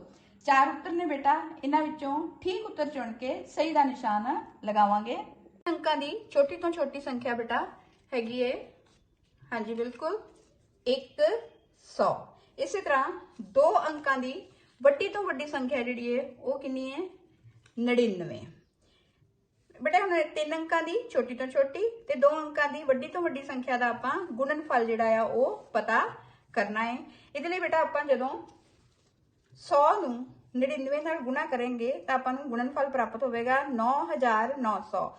ਫਿਰ ਆਪਣਾ ਗੁਣਨਫਲ ਕੀ ਆ ਗਿਆ, 9900। ਇਹਨਾਂ ਵਿੱਚੋਂ ਆਪਣਾ ਸਹੀ ਜਿਹੜਾ ਉੱਤਰ ਆ ਉਹ ਫਿਰ ਕਿਹੜਾ ਹੈ ਬੇਟਾ, A 9900। ਉਸ ਤੋਂ ਅਗਲਾ ਸਵਾਲ ਬੇਟਾ, 225 ਗੁਣਾ ਖਾਲੀ ਥਾਂ ਬਰਾਬਰ ਹੈ 2250। 4 ਉੱਤਰ ਨੇ ਬੇਟਾ, ਠੀਕ ਉੱਤਰ ਚੁਣ ਕੇ ਸਹੀ ਦਾ ਨਿਸ਼ਾਨ ਲਗਾਈਏ। ਹਾਂਜੀ ਬੇਟਾ ਦੇਖੋ ਸੰਖਿਆ ਕਿੰਨੀ ਹੈ, 225 ਤੇ ਗੁਣਨਫਲ ਕਿੰਨਾ ਹੈ, 2250। ਹੁਣ ਆਪਾਂ 225 ਨੂੰ ਕਿਹੜੀ ਸੰਖਿਆ ਨਾਲ ਗੁਣਾ ਕਰਾਂਗੇ ਕਿ ਆਪਾਂ ਨੂੰ ਗੁਣਨਫਲ ਜਿਹੜਾ ਆ 2250 ਪ੍ਰਾਪਤ ਹੋਵੇ। ਇਹ ਬੇਟਾ ਆਪਾਂ ਪੜ੍ਹ ਚੁੱਕੇ ਹਾਂ ਕਿ ਜਦੋਂ ਆਪਾਂ ਕਿਸੇ ਸੰਖਿਆ ਨੂੰ 1 ਨਾਲ ਗੁਣਾ ਕਰਦੇ ਹਾਂ ਤਾਂ ਆਪਾਂ ਇੱਥੇ ਕੀ ਹੈ, 225 ਨੂੰ ਜਦੋਂ 1 ਨਾਲ ਗੁਣਾ ਕਰਾਂਗੇ ਤਾਂ ਸਾਨੂੰ ਗੁਣਨਫਲ ਉਹੀ ਸੰਖਿਆ ਜਿਹੜੀ ਆ ਉਹ ਪ੍ਰਾਪਤ ਹੋਵੇਗੀ। ਤੇ ਇਸੇ ਤਰ੍ਹਾਂ ਜੇਕਰ ਆਪਾਂ 1 ਦੇ ਨਾਲ 0 ਲਾ ਕੇ 225 ਨੂੰ 10 ਨਾਲ ਗੁਣਾ ਕਰਦੇ ਹਾਂ ਤਾਂ ਸਾਨੂੰ ਗੁਣਨਫਲ ਕੀ ਪ੍ਰਾਪਤ ਹੋਵੇਗਾ, 2250। ਫਿਰ ਬੇਟਾ ਆਪਾਂ 225 ਨੂੰ ਕਿਹੜੀ ਸੰਖਿਆ ਨਾਲ ਗੁਣਾ ਕਰਾਂਗੇ, 10 ਦੇ ਨਾਲ ਗੁਣਾ ਕਰਾਂਗੇ ਤਾਂ ਸਾਨੂੰ ਗੁਣਨਫਲ 2250 ਪ੍ਰਾਪਤ ਹੋਵੇਗਾ। ਫਿਰ ਇਹਨਾਂ ਵਿੱਚੋਂ ਬੇਟਾ ਆਪਣਾ ਸਹੀ ਉੱਤਰ ਕਿਹੜਾ ਹੈ, ਬਿਲਕੁਲ ਸਹੀ B ਉੱਤਰ ਜਿਹੜਾ ਆ ਉਹ ਸਹੀ ਆ 10। ਉਮੀਦ ਹੈ ਬੇਟਾ ਹੁਣ ਤੱਕ ਤੁਹਾਨੂੰ ਬਹੁ ਵਿਕਲਪਿਕ ਪ੍ਰਸ਼ਨ ਹੱਲ ਕਰਨੇ ਆ ਚੁੱਕੇ ਹਨ। ਹੁਣ ਬੇਟਾ ਤੁਸੀਂ ਆਪਣੀ ਕਿਤਾਬ ਦੇ ਪੰਨਾ ਨੰਬਰ 71 ਤੇ ਜਿੰਨੇ ਵੀ ਸਵਾਲ ਨੇ ਘਰ ਦੇ ਕੰਮ ਵਿੱਚ ਆਪਣੀਆਂ ਕਾਪੀਆਂ ਤੇ ਹੱਲ ਕਰਨੇ ਨੇ। ਅੱਜ ਦੇ ਲਈ ਇੰਨਾ ਹੀ, ਧੰਨਵਾਦ।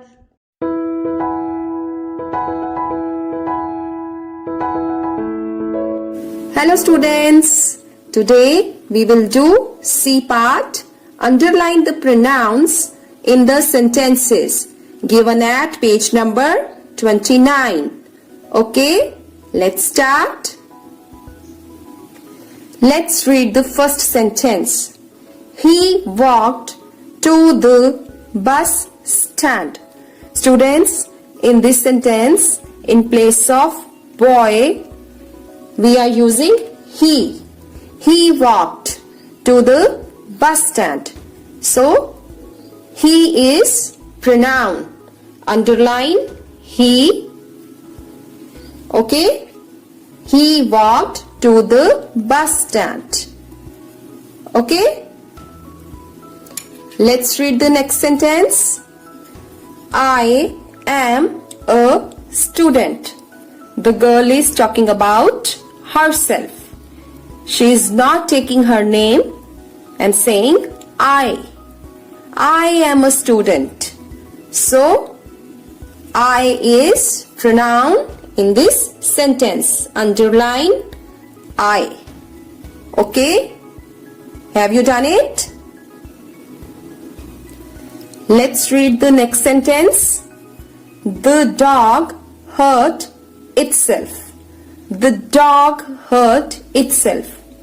Is dog pronoun? No, it's a noun. It's name. So, find out pronoun in the given sentence. The dog hurt itself. Students, itself is pronoun in this sentence. Underline itself. Okay? Itself. The next sentence is, you are a wise man. The boy is saying, you are a wise man. He is talking about him. You are a wise man. So, can you guess the pronoun in this sentence? Right. You. You is pronoun. You are a wise man. Underline you. And the last sentence is, we took furniture to his house. These two men are talking about themselves. We took furniture to his house. So students, try to find out pronouns in this sentence. Yes, we. We is a pronoun and his is also a pronoun. We, his. We took furniture to his house. Right? Let's revise. He, I, itself, you, we, and his are pronouns in the given sentences. Okay? Now it's time for your homework. And your homework is to write down these sentences neatly in your notebooks. Okay? Thank you. See you soon. ਵਾਤਾਵਰਣ ਸਿੱਖਿਆ ਪਾਠ 10 ਖੇਤ ਤੋਂ ਘਰ ਤੱਕ ਦੇ ਪੰਨਾ number 65 ਅਤੇ 66 ਵਿੱਚ ਅੱਜ ਅਸੀਂ ਖੁਸ਼ਮਨ ਦੇ ਪਿਤਾ ਜੀ ਤੋਂ ਫਸਲਾਂ ਨੂੰ ਉਗਾਉਣ ਤੋਂ ਲੈ ਕੇ ਸਾਡੇ ਘਰ ਪਹੁੰਚਣ ਤੱਕ ਦੇ ਸਫ਼ਰ ਬਾਰੇ ਜਾਣਕਾਰੀ ਪ੍ਰਾਪਤ ਕਰਦੇ ਹੋਏ ਅੱਗੇ ਪੜ੍ਹਦੇ ਹਾਂ। ਖੁਸ਼ਮਨ ਦੇ ਪਿਤਾ ਜੀ ਆਖਦੇ ਹਨ, ਬੇਟਾ ਕਣਕ, ਚਾਵਲ ਅਤੇ ਦਾਲਾਂ ਨੂੰ ਟਰਾਲੀ ਵਿੱਚ ਪਾ ਕੇ ਮੰਡੀ ਵਿੱਚ ਲਿਜਾਇਆ ਜਾਂਦਾ ਹੈ। ਅਸੀਂ ਸਬਜ਼ੀਆਂ ਅਤੇ ਫਲ ਸ਼ਾਮ ਨੂੰ ਤੋੜ ਕੇ ਵੱਖ-ਵੱਖ ਬੋਰੀਆਂ ਜਾਂ ਡੱਬਿਆਂ ਵਿੱਚ ਪਾ ਲੈਂਦੇ ਹਾਂ। ਫਿਰ ਇਹਨਾਂ ਨੂੰ ਵਾਹਨਾਂ ਰਾਹੀਂ ਸਬਜ਼ੀ ਮੰਡੀ ਵਿੱਚ ਲੈ ਜਾਂਦੇ ਹਾਂ। ਬੱਚਿਓ, ਤੁਸੀਂ ਵੀ ਕਈ ਵਾਰ ਸੜਕਾਂ ਤੇ ਬੋਰੀਆਂ ਨਾਲ ਲੱਦੇ ਵਾਹਨ ਜ਼ਰੂਰ ਵੇਖੇ ਹੋਣਗੇ। ਇਹਨਾਂ ਨੂੰ ਕਿਸਾਨ ਸਬਜ਼ੀ ਮੰਡੀ ਲੈ ਕੇ ਜਾਂਦੇ ਹਨ। ਉੱਥੇ ਵਪਾਰੀ ਇਹਨਾਂ ਨੂੰ ਬੋਲੀ ਲਗਾ ਕੇ ਖਰੀਦ ਲੈਂਦੇ ਹਨ। ਰੇਹੜੀ ਵਾਲੇ ਅਤੇ ਦੁਕਾਨਦਾਰ ਵਪਾਰੀਆਂ ਤੋਂ ਲੋੜ ਅਨੁਸਾਰ ਫਲ ਅਤੇ ਸਬਜ਼ੀਆਂ ਨੂੰ ਖਰੀਦ ਕੇ ਤੁਹਾਨੂੰ ਵੇਚ ਦਿੰਦੇ ਹਨ। ਬੱਚਿਓ, ਤੁਸੀਂ ਆਪਣੇ ਮਾਤਾ ਜੀ ਨੂੰ ਕਈ ਵਾਰ ਦੁਕਾਨ ਜਾਂ ਰੇਹੜੀ ਤੋਂ ਫਲ ਸਬਜ਼ੀ ਖਰੀਦਦੇ ਵੇਖਿਆ ਹੋਵੇਗਾ। ਇਹ ਦੁਕਾਨਦਾਰ ਜਾਂ ਰੇਹੜੀ ਵਾਲੇ ਸਬਜ਼ੀ ਨੂੰ ਵਪਾਰੀਆਂ ਤੋਂ ਖਰੀਦਦੇ ਹਨ। ਵਪਾਰੀ ਫਲਾਂ ਸਬਜ਼ੀਆਂ ਨੂੰ ਟਰੱਕਾਂ ਅਤੇ ਰੇਲ ਗੱਡੀਆਂ ਰਾਹੀਂ ਦੂਜੇ ਰਾਜਾਂ ਵਿੱਚ ਭੇਜ ਦਿੰਦੇ ਹਨ। ਵੇਖਿਆ ਬੱਚਿਓ, ਕਿਸਾਨ ਦੀ ਫਸਲ ਕੇਵਲ ਉਸਦੇ ਖੇਤਰ ਦੇ ਲੋਕਾਂ ਤੱਕ ਹੀ ਨਹੀਂ ਬਲਕਿ ਦੂਜੇ ਰਾਜਾਂ ਦੇ ਲੋਕਾਂ ਤੱਕ ਵੀ ਪਹੁੰਚਾਈ ਜਾਂਦੀ ਹੈ। ਇਸ ਤਰ੍ਹਾਂ ਹੋਰ ਫਸਲਾਂ ਵੀ ਪਹਿਲਾਂ ਕਿਸਾਨ ਖੇਤਾਂ ਵਿੱਚ ਪੈਦਾ ਕਰਕੇ ਮੰਡੀ ਵਿੱਚ ਲੈ ਜਾਂਦੇ ਹਨ। ਫਿਰ ਮੰਡੀ ਤੋਂ ਵਾਪਸ ਇਹ ਦੁਕਾਨਾਂ ਤੇ ਪਹੁੰਚ ਜਾਂਦੀਆਂ ਹਨ। ਦੁਕਾਨਾਂ ਤੋਂ ਘਰ ਦੀ ਜ਼ਰੂਰਤ ਅਨੁਸਾਰ ਅਸੀਂ ਇਹਨਾਂ ਨੂੰ ਖਰੀਦ ਲੈਂਦੇ ਹਾਂ। ਇਸ ਨੂੰ ਹੀ ਮੰਡੀਕਰਨ ਕਹਿੰਦੇ ਹਨ। ਬੱਚਿਓ, ਕਿਸਾਨ ਆਪਣੇ ਖੇਤ ਵਿੱਚ ਫਸਲ ਪੈਦਾ ਕਰਕੇ ਸਬਜ਼ੀ ਮੰਡੀ ਵਿੱਚ ਵਪਾਰੀਆਂ ਨੂੰ ਵੇਚ ਦਿੰਦੇ ਹਨ। ਉੱਥੋਂ ਦੁਕਾਨਦਾਰ ਇਹਨਾਂ ਫਲਾਂ ਸਬਜ਼ੀਆਂ ਨੂੰ ਖਰੀਦ ਲੈਂਦੇ ਹਨ। ਫਿਰ ਦੁਕਾਨ ਤੋਂ ਫਲ ਜਾਂ ਸਬਜ਼ੀ ਅਸੀਂ ਖਰੀਦ ਕੇ ਆਪਣੇ ਘਰ ਲੈ ਆਉਂਦੇ ਹਾਂ। ਇਸ ਨੂੰ ਹੀ ਮੰਡੀਕਰਨ ਕਹਿੰਦੇ ਹਨ। ਹੁਣ ਕੁਲਦੀਪ ਕਹਿੰਦਾ ਹੈ, ਮੇਰੇ ਪਿਤਾ ਜੀ ਟਰੱਕ ਚਲਾਉਂਦੇ ਹਨ। ਉਹ ਮਹਾਰਾਸ਼ਟਰ ਵਿੱਚੋਂ ਕੇਲੇ ਅਤੇ ਪਿਆਜ਼ ਜੰਮੂ ਕਸ਼ਮੀਰ ਲੈ ਕੇ ਜਾਂਦੇ ਹਨ। ਉੱਥੋਂ ਸੇਬ ਲੈ ਕੇ ਪੰਜਾਬ ਮੁੜ ਆਉਂਦੇ ਹਨ। ਖੁਸ਼ਮਨ ਦੇ ਪਿਤਾ ਜੀ ਕਹਿੰਦੇ ਹਨ, ਬੱਚਿਓ, ਇਸੇ ਤਰ੍ਹਾਂ ਇੱਕ ਰਾਜ ਵਿੱਚ ਉਗਾਈ ਜਾਂਦੀ ਫਸਲ ਦੂਜੇ ਰਾਜਾਂ ਵਿੱਚ ਭੇਜੀ ਜਾਂਦੀ ਹੈ। ਅੱਜ ਕੱਲ੍ਹ ਦੂਜੇ ਦੇਸ਼ਾਂ ਦੀਆਂ ਸਬਜ਼ੀਆਂ ਅਤੇ ਫਲ ਵੀ ਸਾਰਾ ਸਾਲ ਆਪਣੀ ਮੰਡੀ ਵਿੱਚ ਮਿਲਦੇ ਰਹਿੰਦੇ ਹਨ। ਵੇਖਿਆ ਬੱਚੋ, ਇਸ ਤਰ੍ਹਾਂ ਅਸੀਂ ਆਪਣੇ ਖੇਤਰ ਜਾਂ ਦੂਜੇ ਰਾਜਾਂ ਦੇ ਨਾਲ-ਨਾਲ ਦੂਜੇ ਦੇਸ਼ਾਂ ਤੋਂ ਵੀ ਫਲ ਸਬਜ਼ੀਆਂ ਪ੍ਰਾਪਤ ਕਰਦੇ ਹਾਂ। ਅਤੇ ਹੁਣ ਹੈ ਘਰ ਦੇ ਕੰਮ ਦੀ ਵਾਰੀ। ਘਰ ਦੇ ਕੰਮ ਲਈ ਤੁਹਾਡਾ ਪ੍ਰਸ਼ਨ ਹੈ, ਮੰਡੀਕਰਨ ਤੋਂ ਕੀ ਭਾਵ ਹੈ? ਬੱਚਿਓ, ਇਸ ਦਾ ਉੱਤਰ ਤੁਹਾਨੂੰ ਆਪਣੀ ਕਾਪੀਆਂ ਵਿੱਚ ਸੁੰਦਰ ਲਿਖਾਈ ਵਿੱਚ ਲਿਖਣਾ ਹੈ।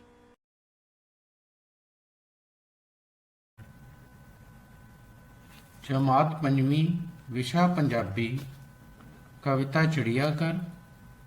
ਅੱਜ ਦਾ ਵਿਸ਼ਾ ਹੈ ਕਹਾਣੀ ਸੁਣਾ ਕੇ ਉਸ ਵਿੱਚੋਂ ਪੁੱਛੇ ਗਏ ਪ੍ਰਸ਼ਨਾਂ ਦੇ ਉੱਤਰ ਦੇਣਾ। ਬੱਚਿਓ, ਕਵਿਤਾ ਪੜ੍ਹਦਿਆਂ ਤੁਸੀਂ ਇਹ ਸਤਰਾਂ ਪੜ੍ਹੀਆਂ ਹੋਣਗੀਆਂ। ਲੂੰਮੜੀ ਨੂੰ ਵੇਖ ਬਾਤ ਯਾਦ ਆਉਂਦੀ ਏ, ਕਾਵਾਂ ਨੂੰ ਗਵਈਏ ਆਖ ਠੱਗ ਜਾਂਦੀ ਏ। ਤੇ ਆਓ ਦੇਖਦੇ ਹਾਂ ਉਹ ਕਹਾਣੀ ਕਿ ਕਿਵੇਂ ਲੂੰਮੜੀ ਨੇ ਕਾਂ ਨੂੰ ਠੱਗ ਲਿਆ। ਲੂੰਮੜੀ ਅਤੇ ਕਾਂ। ਇੱਕ ਵਾਰ ਇੱਕ ਕਾਂ ਨੂੰ ਪਨੀਰ ਦਾ ਟੁਕੜਾ ਲੱਭਾ। ਉਹ ਉਸ ਨੂੰ ਖਾਣ ਲਈ ਦਰਖਤ ਉੱਪਰ ਜਾ ਬੈਠਾ। ਹੇਠੋਂ ਲੰਘਦੀ ਲੂੰਮੜੀ ਦੀ ਨਜ਼ਰ ਕਾਂ ਤੇ ਪਈ। ਉਹ ਕਾਂ ਕੋਲੋਂ ਪਨੀਰ ਦਾ ਟੁਕੜਾ ਹਾਸਲ ਕਰਨਾ ਚਾਹੁੰਦੀ ਸੀ। ਉਸਨੇ ਮਨ ਹੀ ਮਨ ਇੱਕ ਜੁਗਤ ਘੜੀ ਅਤੇ ਕਾਂ ਦੇ ਹੋਰ ਨੇੜੇ ਆ ਕੇ ਕਾਂ ਨੂੰ ਕਹਿਣ ਲੱਗੀ, ਕਾਂ ਵੀਰੇ, ਮੈਂ ਸੁਣਿਆ ਹੈ ਕਿ ਤੂੰ ਬਹੁਤ ਵਧੀਆ ਗਵਈਆ ਹੈ। ਅੱਜ ਮੈਨੂੰ ਇੱਕ ਸੁਰੀਲਾ ਜਿਹਾ ਗੀਤ ਸੁਣਾ ਦੇ। ਕਾਂ ਆਪਣੀ ਸਿਫਤ ਸੁਣ ਕੇ ਬਹੁਤ ਖੁਸ਼ ਹੋਇਆ ਅਤੇ ਗੀਤ ਗਾਉਣਾ ਸ਼ੁਰੂ ਕਰਨ ਲੱਗਾ। ਜਿਉਂ ਹੀ ਉਸਨੇ ਆਪਣਾ ਮੂੰਹ ਖੋਲ੍ਹਿਆ, ਪਨੀਰ ਦਾ ਟੁਕੜਾ ਉਸਦੇ ਮੂੰਹ ਵਿੱਚੋਂ ਹੇਠਾਂ ਡਿੱਗ ਗਿਆ। ਚਲਾਕ ਲੂੰਮੜੀ ਨੇ ਝੱਟ ਪਨੀਰ ਦਾ ਟੁਕੜਾ ਖਾ ਲਿਆ। ਤੇ ਬੱਚਿਓ, ਹੁਣ ਇਸ ਕਹਾਣੀ ਵਿੱਚੋਂ ਪੁੱਛੇ ਗਏ ਪ੍ਰਸ਼ਨਾਂ ਦੇ ਉੱਤਰ ਦਿੰਦੇ ਹਾਂ। ਪਨੀਰ ਦਾ ਟੁਕੜਾ ਖਾਣ ਲਈ ਕਾਂ ਕਿੱਥੇ ਜਾ ਬੈਠਾ? ਕੰਧ ਤੇ, ਦਰਖਤ ਤੇ, ਬਨੇਰੇ ਤੇ, ਜ਼ਮੀਨ ਤੇ। ਪਨੀਰ ਦਾ ਟੁਕੜਾ ਖਾਣ ਲਈ ਕਾਂ ਦਰਖਤ ਤੇ ਜਾ ਬੈਠਾ। ਜੁਗਤ ਦਾ ਕੀ ਅਰਥ ਹੈ? ਤਰਕੀਬ, ਲਾਲਚੀ, ਭੁੱਖੀ ਤੇ ਸੁਰੀਲਾ। ਜੁਗਤ ਦਾ ਅਰਥ ਹੈ ਤਰਕੀਬ। ਤੇ ਹੁਣ ਅਗਲਾ ਪ੍ਰਸ਼ਨ ਕਰਦੇ ਹਾਂ। ਇਹ ਸ਼ਬਦ ਕਿਸ ਨੇ ਕਿਸ ਨੂੰ ਕਹੇ? ਮੈਂ ਸੁਣਿਆ ਹੈ ਕਿ ਤੂੰ ਬਹੁਤ ਵਧੀਆ ਗਵਈਆ ਹੈ। ਕਾਂ ਨੇ ਲੂੰਬੜੀ ਨੂੰ, ਦਰਖਤ ਨੇ ਕਾਂ ਨੂੰ, ਲੂੰਬੜੀ ਨੇ ਕਾਂ ਨੂੰ, ਜਾਂ ਸਾਰਿਆਂ ਨੇ ਇੱਕ ਦੂਜੇ ਨੂੰ? ਇਹ ਸ਼ਬਦ ਲੂੰਬੜੀ ਨੇ ਕਾਂ ਨੂੰ ਕਹੇ। ਹੇਠਾਂ ਦਿੱਤਿਆਂ ਵਿੱਚੋਂ ਕਿਹੜੇ ਸ਼ਬਦ ਜੋੜ ਠੀਕ ਹਨ? ਲੰਘਦੀ, ਲੱਗਦੀ, ਲੰਘਦੀ ਜਾਂ ਲੰਘਦੀ? ਲੰਘਦੀ ਸ਼ਬਦ ਬਿਲਕੁਲ ਠੀਕ ਹੈ।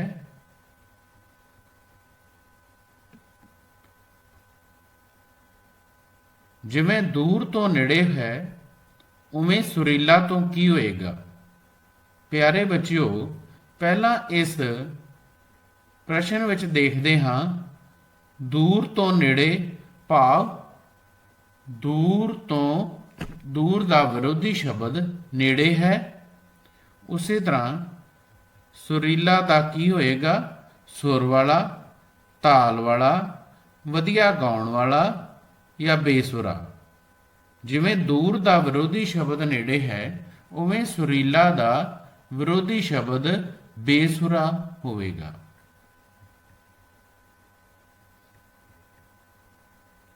ਤੇ ਹੁਣ ਘਰ ਦੇ ਕੰਮ ਦੀ ਗੱਲ ਕਰਦੇ ਹਾਂ। ਲੂੰਬੜੀ ਅਤੇ ਕਾਂ ਕਹਾਣੀ ਨੂੰ ਆਪਣੇ ਸ਼ਬਦਾਂ ਵਿੱਚ ਲਿਖਣਾ ਹੈ ਅਤੇ ਆਪਣੇ ਅਧਿਆਪਕ ਸਹਿਬਾਨ ਨੂੰ ਦਿਖਾਉਣਾ ਹੈ। ਧੰਨਵਾਦ।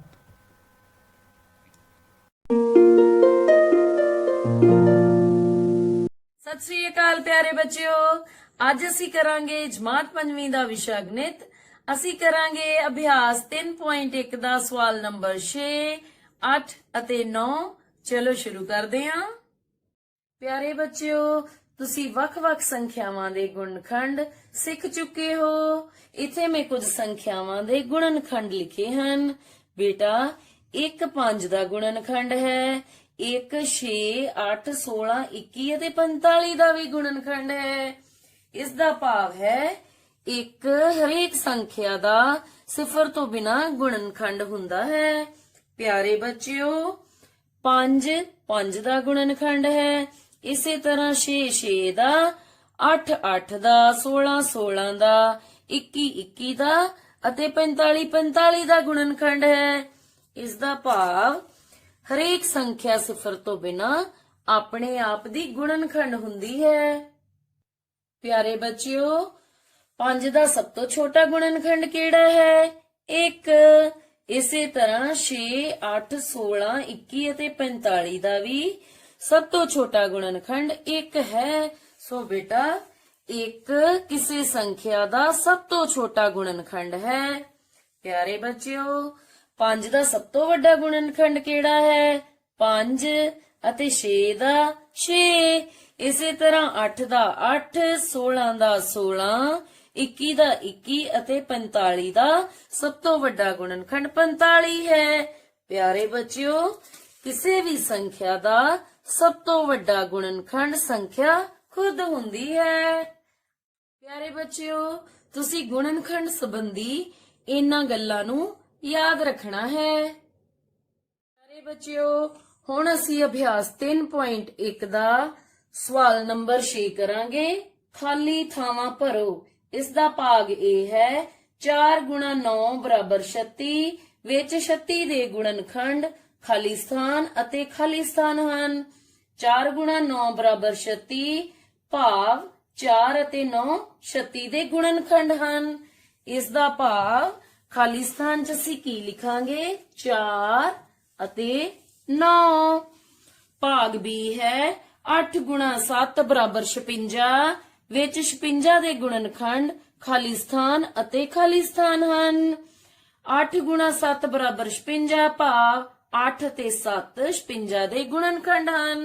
ਸੋ ਖਾਲੀ ਸਥਾਨ 'ਚ ਅਸੀਂ ਲਿਖਾਂਗੇ 8 ਅਤੇ 7। ਪਾਠ C 3 ਗੁਣਾ 5 ਗੁਣਾ 6 ਬਰਾਬਰ 90 ਵਿੱਚ ਖਾਲੀ ਸਥਾਨ ਅਤੇ ਖਾਲੀ ਸਥਾਨ 90 ਦੇ ਗੁਣਨਖੰਡ ਹਨ। 3 ਗੁਣਾ 5 ਗੁਣਾ 6 ਬਰਾਬਰ 90 ਭਾਵ 3, 5 ਅਤੇ 6 90 ਦੇ ਗੁਣਨਖੰਡ ਹਨ। ਸੋ ਖਾਲੀ ਸਥਾਨ ਵਿੱਚ ਆਏਗਾ 3, 5 ਅਤੇ 6। ਭਾਗ D 8 ਗੁਣਾ 10 ਬਰਾਬਰ ਹੈ 80 ਵਿੱਚ 8 ਅਤੇ 10 ਦਾ ਗੁਣਜ ਖਾਲੀ ਸਥਾਨ ਹੈ। 8 ਨੂੰ 10 ਨਾਲ ਗੁਣਾ ਕਰਨ ਤੇ 80 ਉੱਤਰ ਮਿਲਦਾ ਹੈ ਭਾਵ 80 ਗੁਣਜ ਹੈ। ਸੋ 8 ਅਤੇ 10 ਦਾ ਗੁਣਜ 80 ਹੈ। ਖਾਲੀ ਸਥਾਨ ਵਿੱਚ ਅਸੀਂ ਲਿਖਾਂਗੇ 80। ਪਾਠ E 2 ਗੁਣਾ 3 ਗੁਣਾ 5 ਬਰਾਬਰ 30 ਵਿੱਚ ਖਾਲੀ ਸਥਾਨ ਅਤੇ ਖਾਲੀ ਸਥਾਨ ਦਾ ਗੁਣਜ 30 ਹੈ। 30 ਕਿਸ ਦਾ ਗੁਣਜ ਹੈ? 2, 3 ਅਤੇ 5। ਸੋ ਅਸੀਂ ਖਾਲੀ ਸਥਾਨ ਵਿੱਚ ਲਿਖਾਂਗੇ 2, 3, 5। ਪਿਆਰੇ ਬੱਚਿਓ, ਅਸੀਂ ਸੰਖਿਆ 12 ਦੇ ਗੁਣਨਖੰਡ ਦਾ ਪੈਟਰਨ ਤਿਆਰ ਕਰਕੇ ਦੇਖਦੇ ਹਾਂ। 4 ਗੁਣਾ 3 ਬਰਾਬਰ 12 ਭਾਵ 4 ਅਤੇ 3 12 ਦੇ ਗੁਣਨਖੰਡ ਹਨ। ਇਸ ਨੂੰ ਅਸੀਂ ਪੈਟਰਨ ਤੇ ਇਸ ਤਰ੍ਹਾਂ ਦਰਸਾਵਾਂਗੇ। ਪਿਆਰੇ ਬੱਚਿਓ, 3 1 ਅਤੇ 3 ਤੋਂ ਇਲਾਵਾ ਕਿਸੇ ਪਹਾੜੇ ਵਿੱਚ ਨਹੀਂ ਆਉਂਦਾ, ਪਰ 4 ਨੂੰ ਅਸੀਂ ਕਿਵੇਂ ਲਿਖ ਸਕਦੇ ਹਾਂ? 2 ਗੁਣਾ 2 ਬਰਾਬਰ 4। ਪਿਆਰੇ ਬੱਚਿਓ, ਇਸ ਨੂੰ ਅਸੀਂ ਪੈਟਰਨ ਤੇ ਕਿਸ ਤਰ੍ਹਾਂ ਦਰਸਾਵਾਂਗੇ? 2 ਅਤੇ 2 ਭਾਵ ਆ ਦੋਵੇਂ ਅੰਕ ਬਰਾਬਰ ਹਨ। ਬੱਚਿਓ, ਹੁਣ ਇਸੇ ਆਧਾਰ ਤੇ ਅਸੀਂ ਅਗਲਾ ਸਵਾਲ ਹੱਲ ਕਰਦੇ ਹਾਂ। ਪਿਆਰੇ ਬੱਚਿਓ, ਚਲੋ ਅਸੀਂ ਅਭਿਆਸ 3.1 ਦਾ ਸਵਾਲ ਨੰਬਰ 8 ਗੁਣਨਖੰਡ ਪੈਟਰਨ ਸਮਝੋ ਅਤੇ ਕਰੋ ਹੱਲ ਕਰਦੇ ਹਾਂ। ਇਸ ਦਾ A ਪਾਰਟ ਪਹਿਲਾਂ ਤੋਂ ਕੀਤਾ ਹੈ। ਪਾਰਟ B ਹੱਲ ਕਰਦੇ ਹਾਂ। ਪਾਰਟ B ਵਿੱਚ 18 ਦੇ ਗੁਣਨਖੰਡ 9 ਅਤੇ 2 ਹਨ। ਬੇਟਾ 9 ਦੇ ਅੱਗੋਂ ਗੁਣਨਖੰਡ ਹਨ 3 ਅਤੇ 3 ਭਾਵ ਦੋਵੇਂ ਗੁਣਨਖੰਡ ਬਰਾਬਰ ਹਨ। ਸੋ ਇਹ ਪੈਟਰਨ ਇਸੇ ਪੈਟਰਨ ਦੇ ਪ੍ਰਕਾਰ ਹੈ। ਬੇਟਾ ਤੁਸੀਂ ਇਸੇ ਤਰ੍ਹਾਂ ਪਾਠ ਨੰਬਰ C ਆਪ ਹੱਲ ਕਰਨਾ ਹੈ। ਪਿਆਰੇ ਬੱਚਿਓ, ਹੁਣ ਅਸੀਂ ਅਭਿਆਸ 3.1 ਦਾ ਸਵਾਲ ਨੰਬਰ 9 ਪੈਟਰਨ ਸਮਝੋ ਅਤੇ ਕਰੋ ਹੱਲ ਕਰਾਂਗੇ। ਬੇਟਾ ਇਸ ਦਾ ਪਾਠ ਨੰਬਰ C ਪਹਿਲਾਂ ਤੋਂ ਹੱਲ ਕੀਤਾ ਹੋਇਆ ਹੈ। 39 ਦੇ ਗੁਣਨਖੰਡ ਹਨ 3 ਅਤੇ 13। ਸੋ 39 ਦਾ 3 ਨਾਲ ਅਤੇ 13 ਨਾਲ ਮਿਲਾਨ ਕੀਤਾ ਹੈ।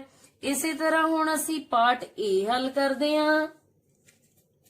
ਬੇਟਾ ਇਸ ਵਿੱਚ 77 ਦੇ ਗੁਣਨਖੰਡ ਲੱਭੋ। ਕਿਹੜੇ ਹਨ? ਹਾਂਜੀ, 11 ਅਤੇ 7।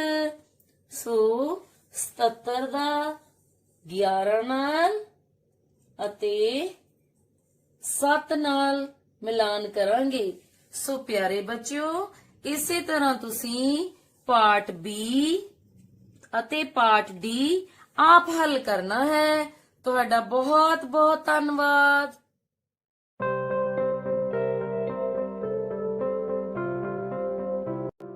Good morning, children. By now, you are familiar that your little friend loves his grandma a lot. Let's see what he wants to tell us today. Come with me. Let's sing. We smile and hug each other, just my grandmother and I. Please let us stay together forever and evermore. Well done, children. Let's read. We smile and hug each other. We smile and hug each other. We are the child and his grandmother. They smile together. They are happy and pleased with each other. They enjoy each other's company and hug each other. Hug is a tight hold with love and affection. Do you hug your grandparents? Yes, so do the child and his grandmother. They hug each other and they are very happy with each other. Let's read just. My grandmother and I. Just my grandmother and I. Look here, children. Just my grandmother and I. We want to smile. Yes, they are very happy and hug each other. But just me and my grandmother. We want to stay together always. Please let us stay together. Please let us stay together. Forever and ever more. Forever and ever more. So children, do you love your grandparents? Yes, they love us. We want to be with them because we are happy with them. They take care of us and so we want to stay together. In the similar way, the child wants to stay together with his grandma. He wants to smile with her. He wants to hug her. And so he requests that please let us stay together forever and ever more. Forever means always, each time, every time he wants to be with his grandmother. So he enjoys her company and want to be with her always because they smile together and hug each other.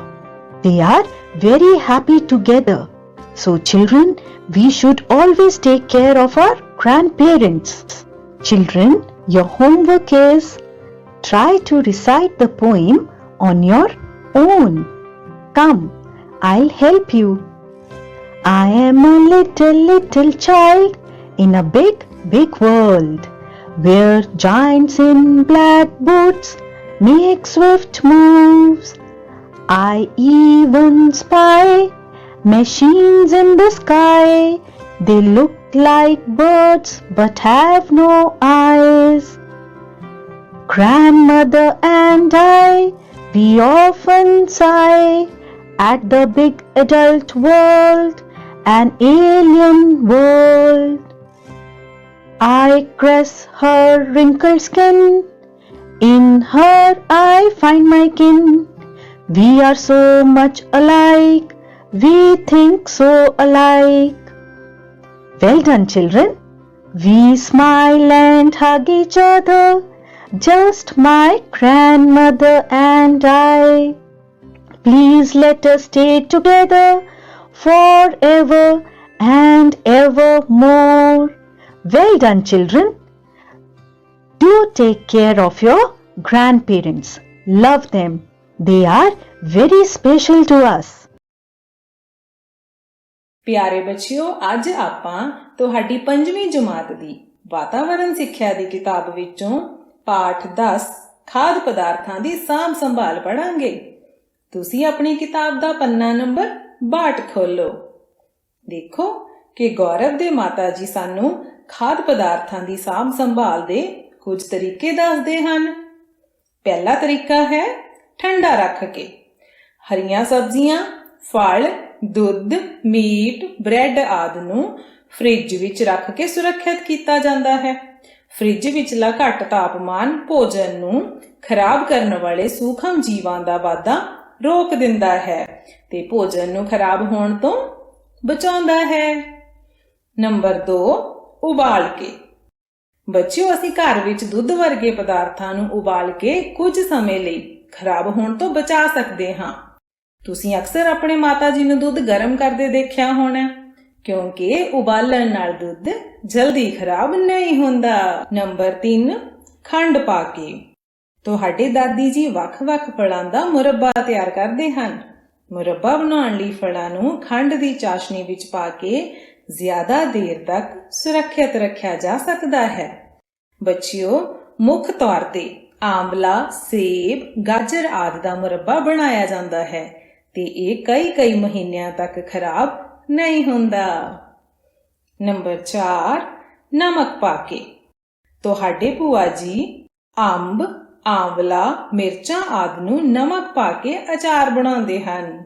ਇਸ ਢੰਗ ਨਾਲ ਇਹਨਾਂ ਨੂੰ ਲੰਬੇ ਸਮੇਂ ਤੱਕ ਖਾਣ ਲਈ ਵਰਤਿਆ ਜਾ ਸਕਦਾ ਹੈ।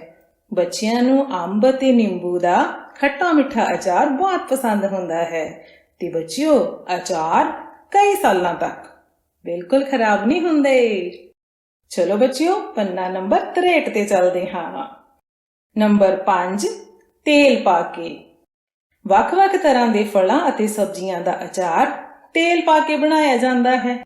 ਤੇਲ ਦੀ ਵਰਤੋਂ ਨਾਲ ਇਹ ਲੰਮਾ ਸਮਾਂ ਖਾਣਯੋਗ ਰਹਿੰਦੇ ਹਨ ਅਤੇ ਇਹ ਤੇਲ ਹੀ ਹੁੰਦਾ ਹੈ ਜੋ ਅਚਾਰ ਨੂੰ ਖਰਾਬ ਨਹੀਂ ਹੋਣ ਦਿੰਦਾ। ਤੇ ਨੰਬਰ 6, ਡੱਬਾ ਬੰਦ ਕਰਕੇ। ਬੱਚਿਓ, ਅੱਜ ਕੱਲ੍ਹ ਭੋਜਨ ਨੂੰ ਸੁਰੱਖਿਅਤ ਰੱਖਣ ਵਿੱਚ ਇੱਕ ਨਵੀਂ ਤਕਨੀਕ ਵਰਤੀ ਜਾਂਦੀ ਹੈ। ਇਸ ਤਕਨੀਕ ਰਾਹੀਂ ਭੋਜਨ ਨੂੰ ਚੰਗੀ ਤਰ੍ਹਾਂ ਹਵਾ ਰਹਿਤ ਡੱਬੇ ਵਿੱਚ ਬੰਦ ਕਰ ਦਿੱਤਾ ਜਾਂਦਾ ਹੈ। ਡੱਬੇ ਵਿੱਚ ਹਵਾ ਦਾ ਆਉਣਾ ਜਾਣਾ ਰੁਕ ਜਾਂਦਾ ਹੈ, ਜਿਸ ਨਾਲ ਸੂਖਮ ਜੀਵ ਪੈਦਾ ਨਹੀਂ ਹੁੰਦੇ ਤੇ ਭੋਜਨ ਖਰਾਬ ਨਹੀਂ ਹੁੰਦਾ। ਪਰ ਬੇਟਾ, ਡੱਬਾ ਬੰਦ ਭੋਜਨ ਨੂੰ ਖਰੀਦਣ ਤੋਂ ਪਹਿਲਾਂ ਇਸ ਉੱਪਰ ਭੋਜਨ ਪੈਕ ਕਰਨ ਦੀ ਮਿਤੀ, ਖਰਾਬ ਹੋਣ ਦੀ ਮਿਤੀ ਅਤੇ ਖਾਣ ਲਈ ਸਮਾਂ ਆਦਿ ਪੜ੍ਹ ਕੇ ਜਾਂਚ ਕਰ ਲੈਣੀ ਚਾਹੀਦੀ ਹੈ। ਬੱਚਿਓ, ਨੰਬਰ 7 ਹੈ ਸੁਕਾ ਕੇ। ਤੁਹਾਡੇ ਦਾਦੀ ਜੀ ਮੇਥੀ, ਧਨੀਆ, ਸ਼ਲਗਮ, ਅਦਰਕ, ਔਲਾ, ਸੇਬ, ਅੰਜੀਰ ਆਦਿ ਨੂੰ ਧੁੱਪ ਵਿੱਚ ਸੁਕਾ ਕੇ ਸਾਰਾ ਸਾਲ ਵਰਤੋਂ ਵਿੱਚ ਲਿਆਉਂਦੇ ਹਨ। ਬੱਚਿਓ, ਸੁੱਕੀਆਂ ਲਾਲ ਮਿਰਚਾਂ, ਸੁੱਕੇ ਮੇਥੇ ਅਤੇ ਤੇਜ ਪੱਤਾ ਭੋਜਨ ਦਾ ਸਵਾਦ ਵਧਾ ਦਿੰਦੇ ਹਨ। ਬੱਚਿਓ, ਮੈਂ ਉਮੀਦ ਕਰਦੀ ਹਾਂ ਕਿ ਤੁਹਾਨੂੰ ਖਾਦ ਪਦਾਰਥਾਂ ਦੀ ਸਾਂਭ ਸੰਭਾਲ ਬਾਰੇ ਭਰਪੂਰ ਜਾਣਕਾਰੀ ਮਿਲ ਗਈ ਹੈ। ਸੋ ਹੁਣ ਵੇਲਾ ਹੈ ਘਰ ਦੇ ਕੰਮ ਦਾ। ਬੱਚਿਓ, ਘਰ ਦੇ ਕੰਮ ਵਿੱਚ ਅੱਜ ਤੁਸੀਂ ਪੰਨਾ ਨੰਬਰ 63 ਤੇ ਦਿੱਤੀ ਕਿਰਿਆ ਨੰਬਰ 2 ਕਰਨੀ ਹੈ, ਜਿਸ ਵਿੱਚ ਤੁਸੀਂ ਆਪਣੇ ਘਰ ਵਿੱਚ ਭੋਜਨ ਸੁਰੱਖਿਅਤ ਰੱਖਣ ਲਈ ਵਰਤੇ ਜਾਂਦੇ ਤਰੀਕਿਆਂ ਬਾਰੇ ਆਪਣੇ ਮਾਤਾ ਜੀ ਨੂੰ ਪੁੱਛੋ ਅਤੇ ਹੇਠਾਂ ਬਣੀ ਸੂਚੀ ਦੇ ਵਿੱਚ ਲਿਖੋ। ਮੈਨੂੰ ਉਮੀਦ ਹੈ ਤੁਸੀਂ ਇਹ ਕੰਮ ਬਹੁਤ ਹੀ ਲਗਨ ਨਾਲ ਕਰੋਗੇ। ਪੜ੍ਹਦੇ ਰਹੋ, ਵਧਦੇ ਰਹੋ।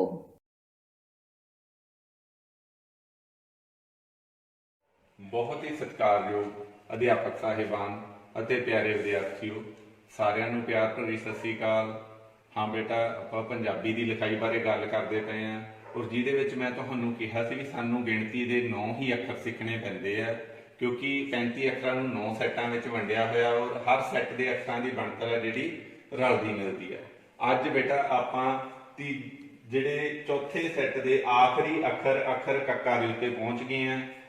ਅੱਖਰ ਕੱਕਾ ਦੀ ਬਣਤਰ ਬੇਟਾ ਧਿਆਨ ਨਾਲ ਦੇਖਣੀ ਹੈ ਤੁਸੀਂ ਵੀ ਅੱਖਰ ਕੱਕਾ ਦੀ ਬਣਤਰ ਅਸੀਂ ਕਿਸ ਤਰ੍ਹਾਂ ਬਣਾਉਣੀ ਹੈ।